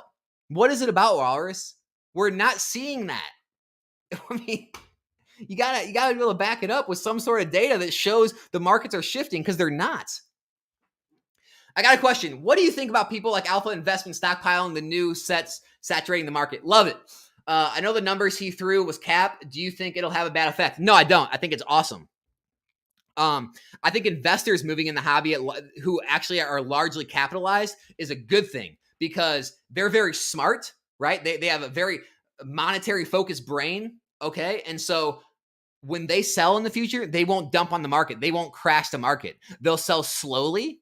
they'll make sure not to crash the prices. Whereas when you get people who aren't well capitalized, who maybe, are trying to get rich quick or need the money, or, are trying to, don't have a long-term mindset, and like markets dip or like the economy gets bad, those are the first people to dump. I gotta get money. I gotta dump everything. And they're the ones that actually crash the price more. So people like Rudy, people who are actually well capitalized and can hold through ups and downs, they're actually good for the market. They keep it more stable because they hold the product and they don't dump it. So that's a good thing for the hobby. You don't want people dumping product fast. You want the prices to mature slowly, and you want the prices to rise gradually and not have massive ups and downs. That's a healthy market. So no, I think it's a good thing. Definitely think it's a good thing. It's the same thing why there's blue chip stocks, right? Those are like the more steady stocks. It's because the majority of the hedge funds, the 401ks, the IRAs, the mutual funds all hold the same stocks, which keeps all those stocks more steady and less they have less wild swings up and down because, they're all held by massive institutions that don't panic sell and panic buy. And so it's same thing. Good question, though. It is a good question. You sold all your slabs during the boom. Are you holding slabs now or just booster boxes, and what made you switch? Both. I do hold slabs now. Some of the slabs I've held, I'm already over 100% up on.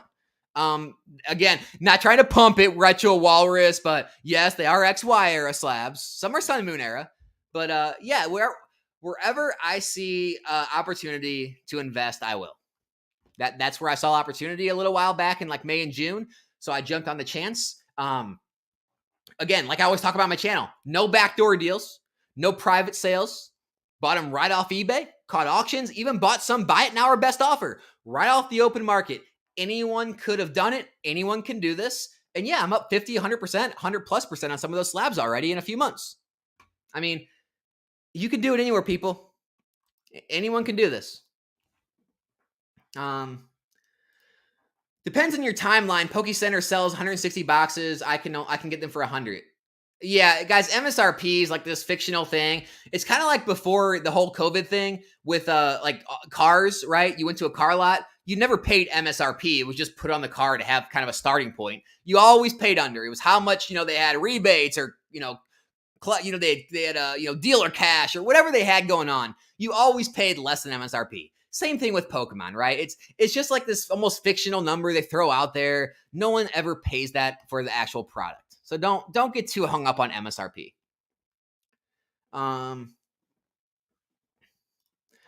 I love One Piece and love the cards, but just be careful. Bandai isn't scared to print ever living F into the ground. Yeah, Bandai is printing that pretty heavily. They keep reprinting it. It's definitely making me a little hesitant on One Piece if they keep doing that. It's terrible for the hobby, in my opinion. Cabal can't be manipulating and subsiding. Pick a story. Subsiding would mean they're getting smaller and they're losing their power over the market. They're losing their influence. They can still try to manipulate it. They can still manipulate small pockets, small cards or products here and there. Of course they can. They're not dead. They're still there. It's just they're losing it little by little. I think they are, Walrus. I think they are.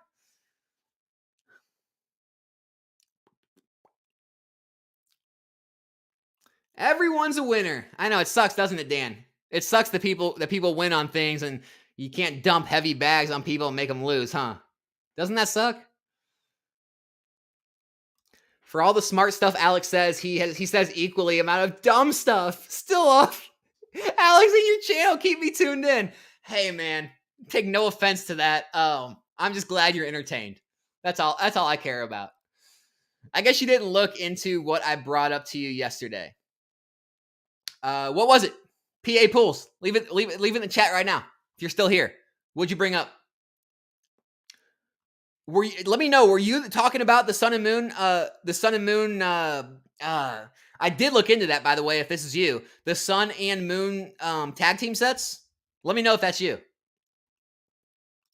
Is this Truth Social? It might as well be. We're gonna make it as much like that as possible. Serious question. Getting serious, guys. Get the hat on straight. How can you tell what's organic demand is versus mass manipulation? Is it just YouTube channels on your feed? I don't understand how you differentiate. So I don't know if you caught that earlier in this video. I talked about it. Man, I don't want to go through it all again. I mean, all right. So basically, organic demand, right? Everything comes out of the gate real hot, pre-release, release, everything's real high. Everything drops on new sets. And then, things fluctuate for the next year or two as there's reprints and ups and downs. But then after 2-3 years, as the market finds its footing, you usually see a very, normal trend. You see the steel product trend upwards slowly. You see the major hits in the set. They usually trend depending on their rarity, scarcity, if they're graded, how hard they are to grade, things like that. You'll see very normal trends, and then a lot of the other cards you'll see go flat or down or less liquidity, right? And the charts after that, they'll have peaks and valleys, but they're very small. What you see with manipulated markets is very drastic parabolic peaks and parabolic valleys, and then usually at the end of that valley, the card goes into zero. It never really goes up again. Very few sell, very low liquidity. No one really wants it anymore. It's kind of like, tulip petal mania. Quick flash in the pan up, flash in the pan down, and then slowly trickles down into nothingness, and it never really recovers. And then, yes, you can usually correlate that with a lot of different channels all talking about the same exact card. And this is after release. So obviously at set release, everyone's going to talk about the new set, the new hype. That's normal. This is usually things that happen months and so after release. The same channels, same things. You're still pumping the same exact thing, pouring more fuel on the fire, right? And then you see those charts, like I said, the charts really follow the hype. Those type of manipulations. That's the best way to describe how you can actually see it happening firsthand. And it's scary because a lot of the time you can't tell when you're in the middle of it because you haven't seen the chart yet. You haven't seen the pitfall yet. So, that's kind of the things you look for, though. It's best to just step back, turn your mind off, close your eyes, don't listen to anyone, and think, do I actually like this? Do I think a lot of other people actually like this? Are they going to continue to like this? And if the answer is yes, then hey, maybe you move in. But a lot of the time, most people kind of come to their senses and think, wait, why am I buying this? Why would I want it? Why are all these people buying this? Are they crazy? And then sometimes they're just like, I don't know if they're crazy, but I'm going to buy it. I don't like it, but everyone else is doing it. It must be the hot thing. I don't want to get left behind. That's the issue that happens. And I get it. It's adults, their money. I know. I'm not like against, people selling things to adults. It's their own money. But if I can at least be a voice of reason or help, I'm still going to do that. I'm still going to try to help people spend their money wisely. Alex is in the cabal. This is all a diversion. Keep your head on a swivel. I did go through that cabal ceremony on PokeFlip's podcast. And I was an optimist, right? I was a bright-eyed optimist. And I truly thought if I could get in the cabal, I could initiate change from within. I could affect change, and I could have them change their ways. And I realized real quickly the cabal is too far gone. They've been consumed by it the way that the dark side consumes people in Star Wars, and they've been consumed by it, and they're so deep in that I don't think I can save them. So sadly, I could not be in the cabal. I couldn't be part of their club. I tried. I did try.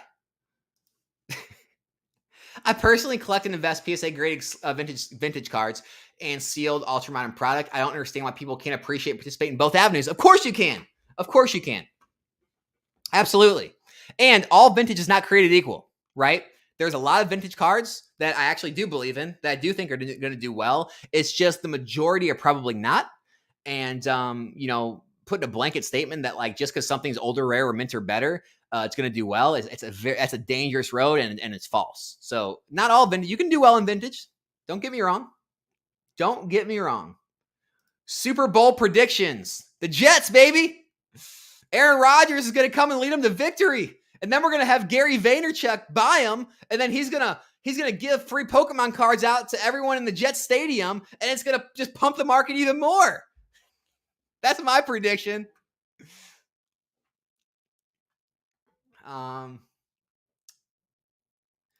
PSA listings with CGC and BGS in the title tell a different story, but doesn't fit your narrative.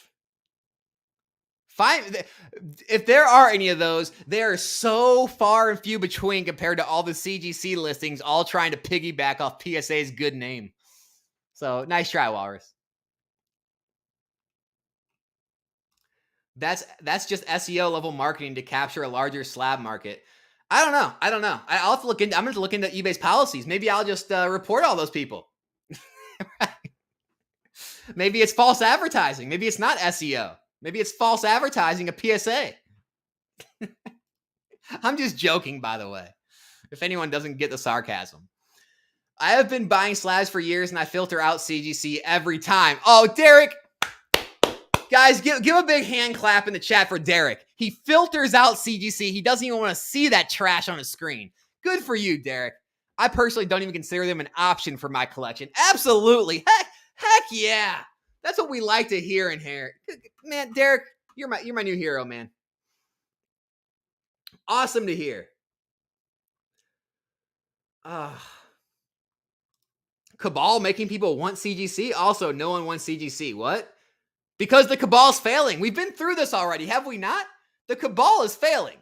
I mean, they're people they've put in place are getting less and less views now on their content. The market manipulators, the ones selling, the fewer and fewer of those cards they're trying to push are selling. The cabal's going down, Walrus, and I urge you, man. I'm offering my hand.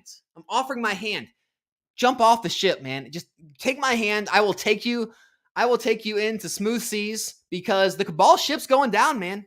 And I don't want to see you go down with it. I'm trying to help you, man. You're my friend. Flower City cards. Aren't there ways to determine how many people are explicitly typing in PSA or CGC in their searches? I'm sure. I mean, it's way above my pay grade, but I'm sure. My questions are being avoided. PA, what? I'm scrolling back up. I don't see any questions. Oh, here's one. No, that was the last thing you said. What do you mean? I'm not avoiding your questions. What are you talking about? I'm just now making it to your questions. I'm so far behind in the chat, man. Oh my gosh. I'm 30 minutes behind in the chat. All right, guys. If I skip your question, it is not on purpose. I got to try to catch up. Here's peeked at you with another serious question, though. Oh, no, I already answered that. Okay, good. Moving on. All right. I'm not as far behind. Never mind. Actually, I still am. I am trying to catch up. Luckily, we had a bunch of football talk, so nothing to answer there. Everyone doing the same plays tanks the play. We don't discuss specific plays. I literally talk. You're lying, dude. Dan, you're lying. I'm calling you out. You have literally said in Discords on your channel that you literally make presentations for your Patreon where you talk about the plays, and then everyone has all talked about, oh yeah, there's awesome things, Dan, a lot of sauce in the Patreon today. We're all making tons of money off it. You certainly do that. Do not lie. You guys all get together, try to manipulate certain cards or certain products, make money off it, and drop the bags on unsuspecting victims. That's what happens.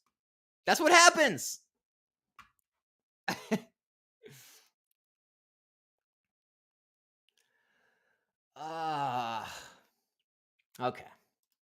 You guys are out of control.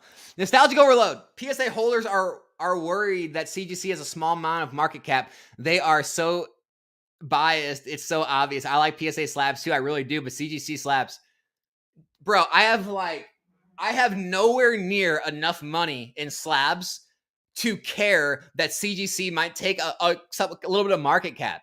Like, I just don't. It doesn't affect me either way. If all this goes to zero, it doesn't affect me in my life. Like, that's nothing to do with it. The data shows. The actual data says you're wrong. The Cabal Grading Company, CGC, their slabs are less liquid. They sell far less on the open market. They sell for less when going up against the same card in the same grade at PSA. Those are facts. We can't debate those. Those are facts. With the facts, you can't make statements like that. It has nothing to do with what I want or don't want or trying to preserve my PSA investments. Nothing like that. It's just the facts. I mean, if you don't like the facts and data, if that makes you angry, that's fine. But look into it yourself.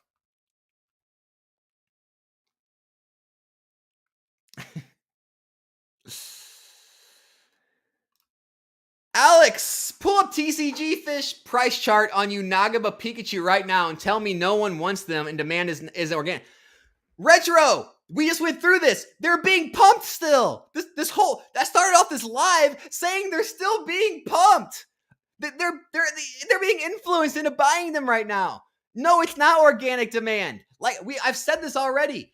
We'll revisit this in a year or two when they're no longer being pumped and everyone's caught on and there's no FOMO anymore and everyone's looking at this card they bought in their closet saying, "Wait a second. I don't even like this thing. Why did I buy this ugly piece of trash?" And then they go to try to sell it, and there's no liquidity. The price has already dropped. God forbid it be a CGC slab. You might never be able to get rid of it. You might have to just, throw it to your dog as a dog toy. But yeah, give it time, man. These are being manipulated heavily right now. I mean, I could pull up, if I went and pulled up videos about Unagaba in the past month, I could probably find tens, if not 100 of them. I mean, they're still being talked about. Once that dies down, things will normalize. You'll see what I'm talking about. You're going to see a whoop, whoop, whoop, woof. Done.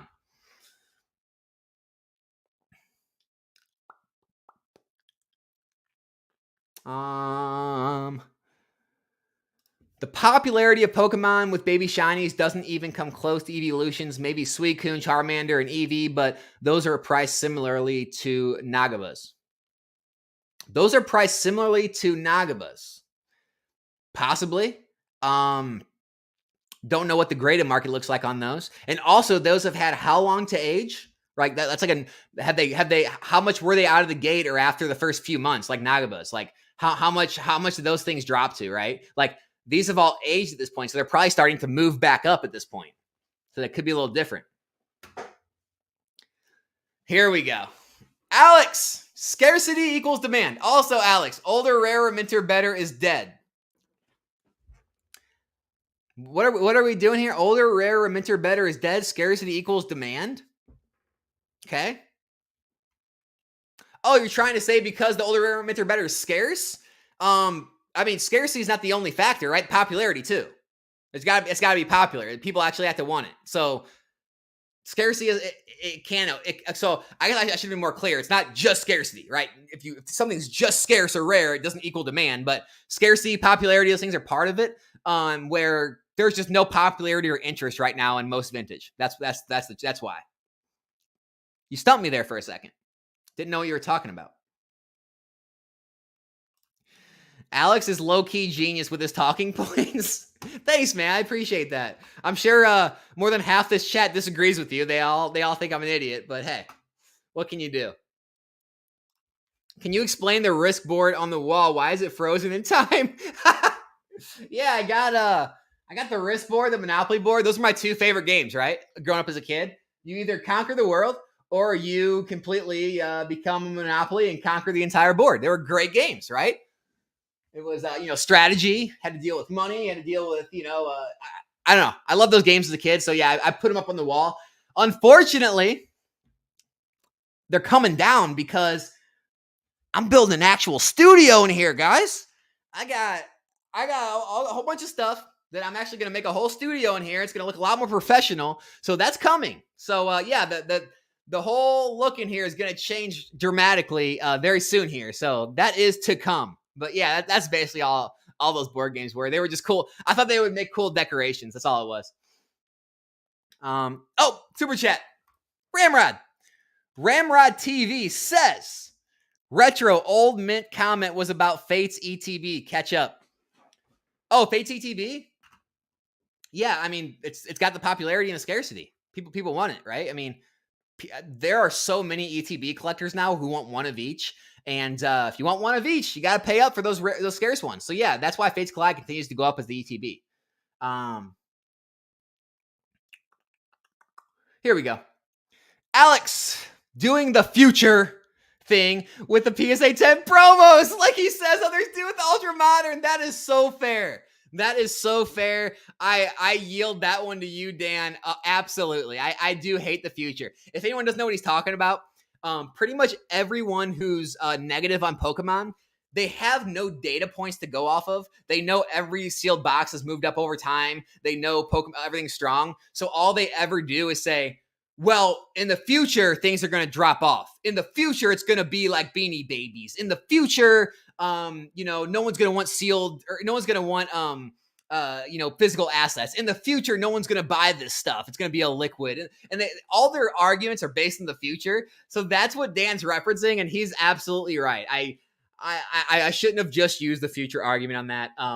I guess I'll say, hey, I'm wrong right now on the United Buzz until maybe I'll be right in the future. That's all I'll say. That's all I'll say. We'll see how it progresses. Hey, bro, do you think Obsidian Flames booster box is a good investment right now based on the Charizard PSA prices?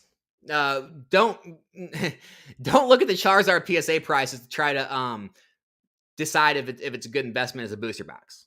Those prices are going to be all over the place. They're probably going to be way down. They're probably going to be way up. There's going to be a huge amount of supply, huge amount of pop report. Don't worry about that. Every single sealed booster box has went up over time.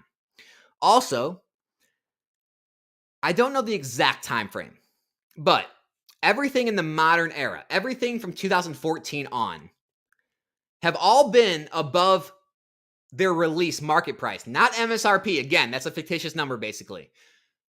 XY was all released in the 90s and 100s. So was Sun and Moon. So was Sword and Shield. Now things are being released at like 100, 110. Anyway, every single booster box in the past 10 years or so has been over market price within like 3 years.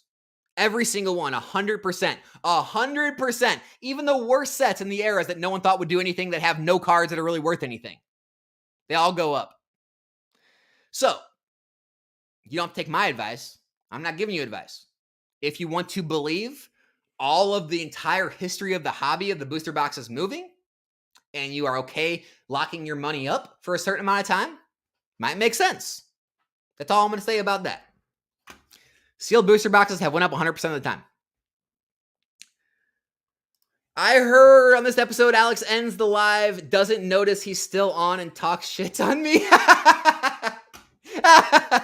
That never happened. Oh, no. Green shiz, man. Dude.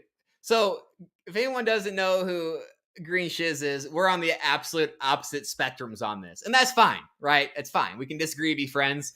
He is a very, very heavy CGC promoter. He likes CGC. What a better buy? CGC 10 Zard for 66K or PSA 10 Zard for 180K, and why? Okay. If you're saying as an investment to keep and then sell as an investment later, I'm going to say PSA.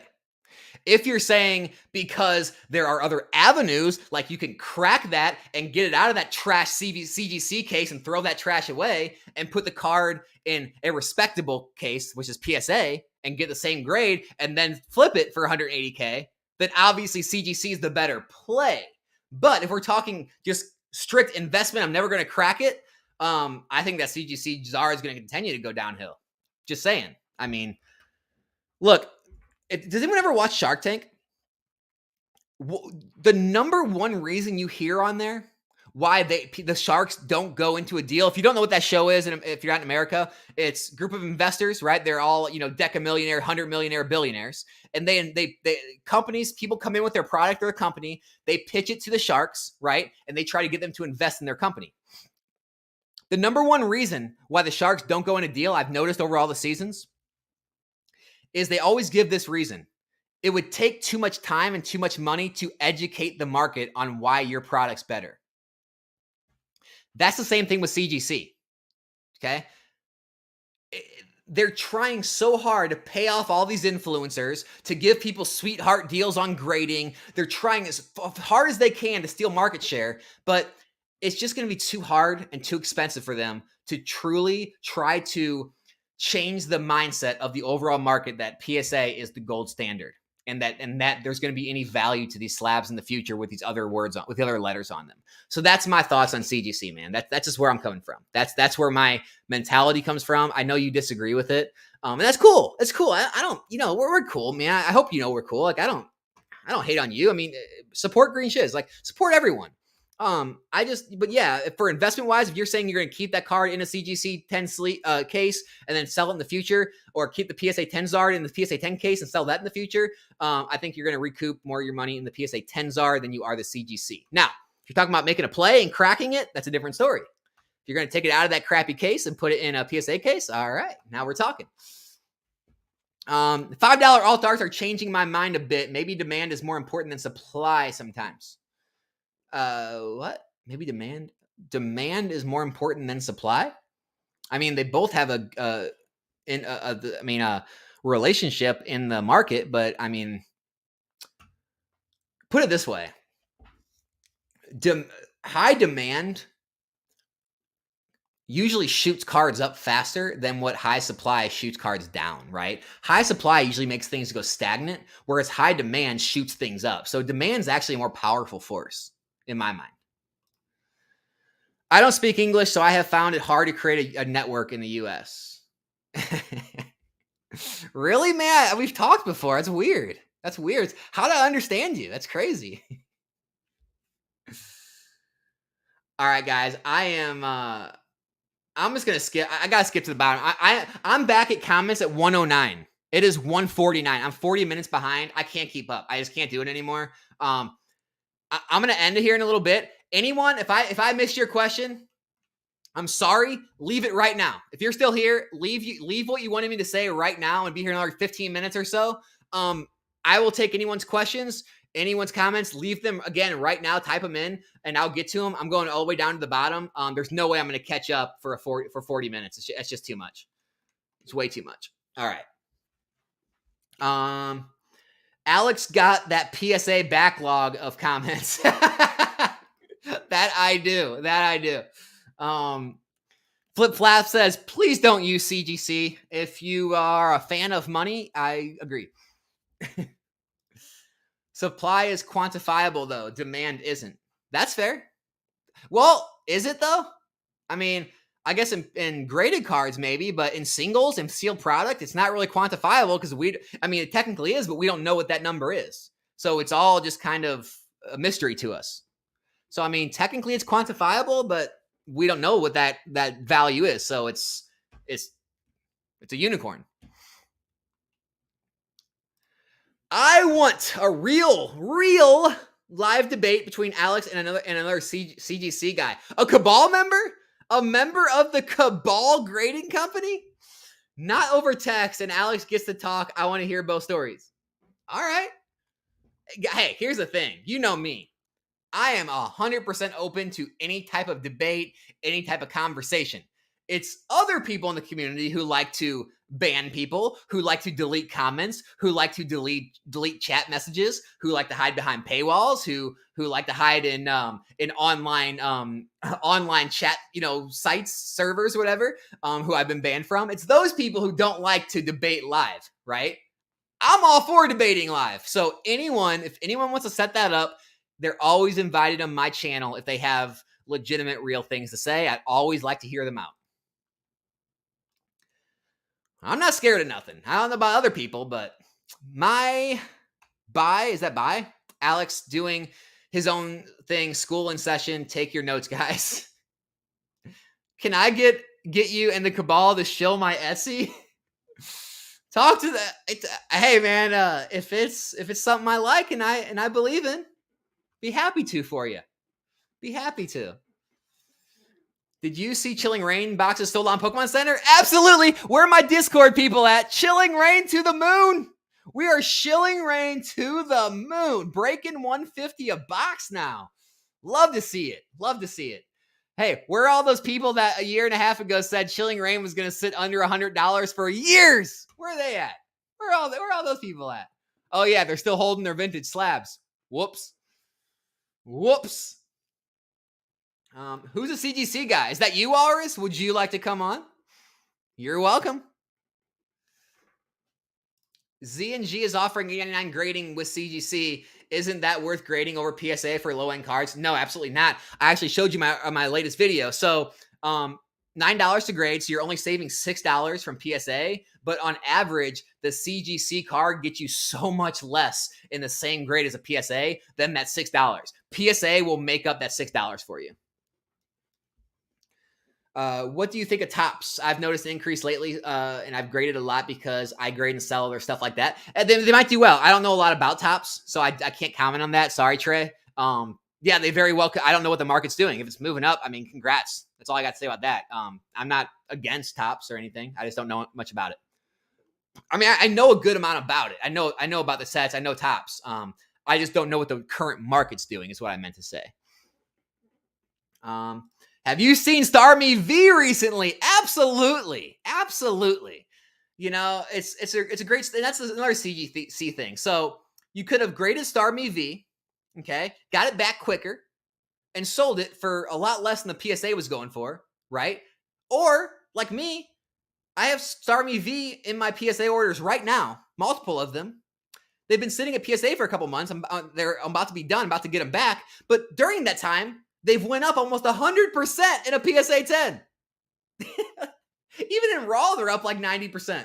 So now time has actually been on my side. I've made more money by having them at PSA. When I get them back, the PSA slab's going to be worth more than the CGC. It's just wins all around. There's just too many wins to go around. Too many wins. So I'm going to leave it at that. I think you should bring up the education argument more. CGC slabs are objectively fine, look only, I guess, but the population already is sold on PSA. Absolutely. Yeah, it's so hard to change the population as a whole's mind, the collector community's mind. I mean, the cabal's trying. You see more and more big names in the hobby, right? I mean, I think, who's it? Charlie Herlocker. You know, if you don't know who he is, he's a big, vintage guy. He went in and like was a consultant for CGC. Like I said, you have the biggest guys in the hobby grading tens of thousands of cards. You got Z&G Emporium offering these crazy low deals. You got Danny Fanshelp sponsored by them. You have all these CGCs trying as hard as they can to change the general public's mind.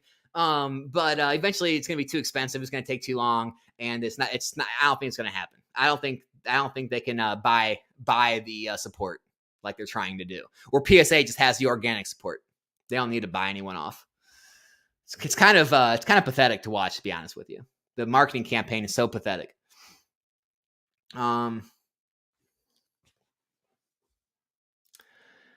Give it some time. I seriously like PSA 2. I don't understand why people that hold PSA don't like CGC. For all the reasons I said. Less liquid, less valuable, less support, small percentage of the hobby. It's too... do I need to keep saying more? I mean, all those reasons. Like, what do you mean, man? Come on. I mean, I get like you need to see both sides, but like you also should probably see the other side. Like there's not a lot of good that CGC has right now. Lost Origin booster boxes for $120 and Silver Tempest for $114. Would you keep them at this price even if you have 10 of each? What? Are you buying them at that price or keeping them? And where are they this cheap? I don't, the market's not that low on those. Is that like a private sale or a Facebook group or something? The market's not that low on those boxes. Alex seems like the dude we would play video games with, but not connect his controller, and he would rant about winning.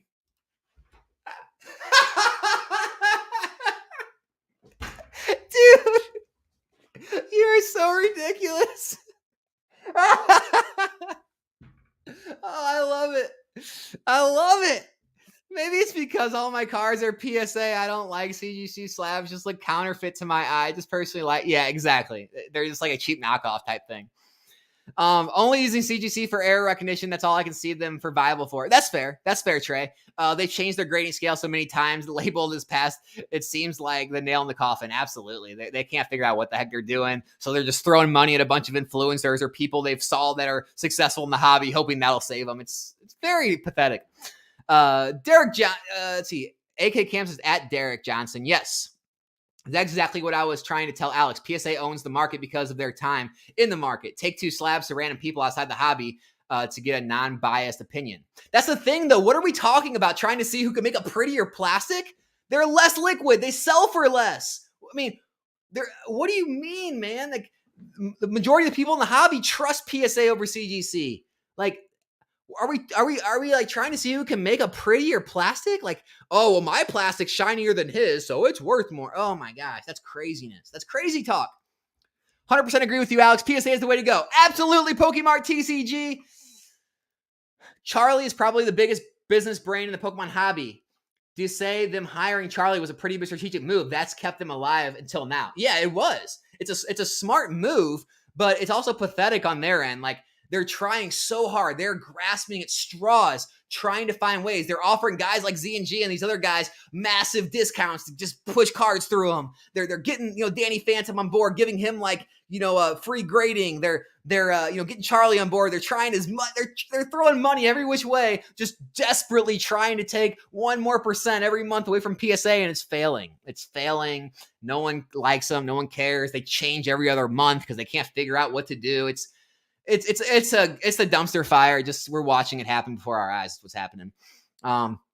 Danny, true, because they have already biased towards it. Totally agree with you on that one. Whatever. All right. Have you taken advantage of TikTok Shop's coupons much? They're giving like a ton of 30% coupons and booster boxes. I haven't. I know people are getting some great deals though, and good for anyone that is. I mean, absolutely jump on it. I'm just saying CGC slabs look better, man. CGC's grades way harder. That's not true. That's not true. You would have to get like 1,000 cards. And then to get rid of each grader's bias, you have to send that 1,000 cards into CGC, get them back, crack them without damaging them, send them back in again, and do that like 5 or 10 times. Then crack them and do the same thing with PSA 5 or 10 times to get the true grading difficulty. Because right now, the numbers can be skewed. This is what Dan always says and why he's wrong. People could be sending in their better looking cards like to PSA and their worse looking cards to CGC. So they're getting worse grades with CGC and better grades with PSA, throwing off the numbers. That's not true. And that's why I speak out against this. That's a lie. That's a lie. You can't just look at the pop reports and draw a conclusion from it because it doesn't tell the whole story. Can you talk about real profit margins after taxes? On what, RB? On what? AK, unbiased opinions. Okay, they're going back and forth. I'm not going to take that. I'm not in any way a CGC pusher, but their turnaround times are taking quite a bit longer. So it does seem they have worked with the label change. So they clearly have more submissions now. Possibly, or less help. Who knows? Who knows?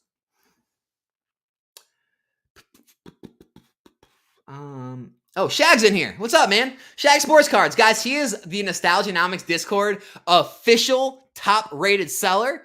He's a trusted seller, ships his stuff, real protected. He's got a lot of great stuff, so make sure to check him out. You can, I don't know his actual store. Shag, if you want to link your store in the description, I'll share it. But definitely check him out in the Discord in the buy sell trade section if you are looking for anything. In the sports card world, SGC did the same thing CGC is doing now, and it probably cost them a lot more money than it's worth. Yeah, exactly, right? Did SGC trying to do the same marketing campaign? Yeah, I mean, so Shag's seen it.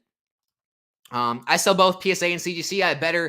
I have been getting similar prices on everything. However, I sell $500 or less slabs. Maybe it matters more high prices. Interesting.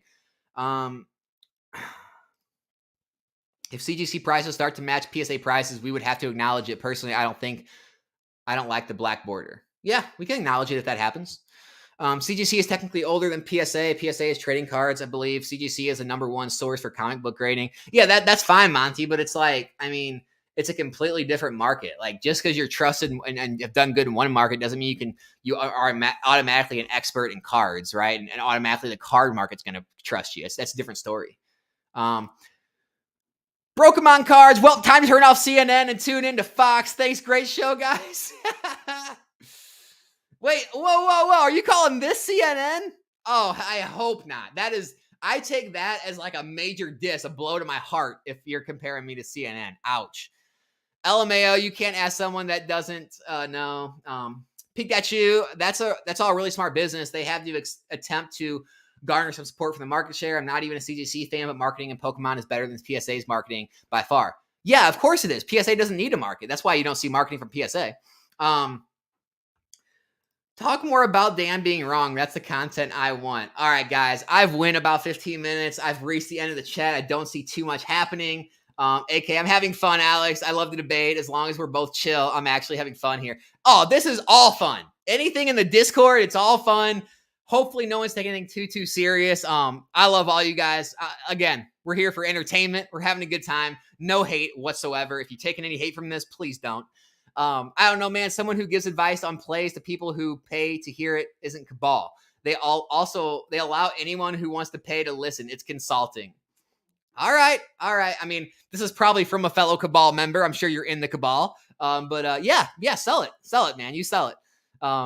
You can't ask anyone who doesn't know nothing about grading to choose a slab CGC or PSA when they don't know nothing about the market prices nor history of each company. Yeah, that's true. PSA never markets. PSA literally just dropped a YouTube video yesterday. LMAO. I said they did. Okay, they may market, but they don't like go out and try to pull in the big influencers and have them like push their service and then give them free grading to grade their cards they pull on camera and all this goofy stuff that's going on with CGC though. Like they do like real marketing, like commercials, like what actual established companies do. Yeah, okay. Tate, appreciate it, man. Thanks for being here. Really. Let's see. Metal Burn or Metal Bum. Would you invest in any WotC sets? It isn't first edition or early more sought after. I'm more comic book collecting, which is 80-year-old collectible, and first appearances always have. Yeah, so first appearances, we haven't seen that trend here in the Pokemon hobby.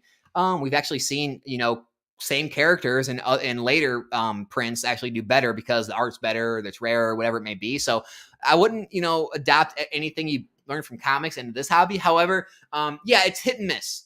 There are vintage, there are first editions that do well. There are modern cards in mid-era. They're kind of all over the board. You really gotta put in your time and research to what the markets have been doing.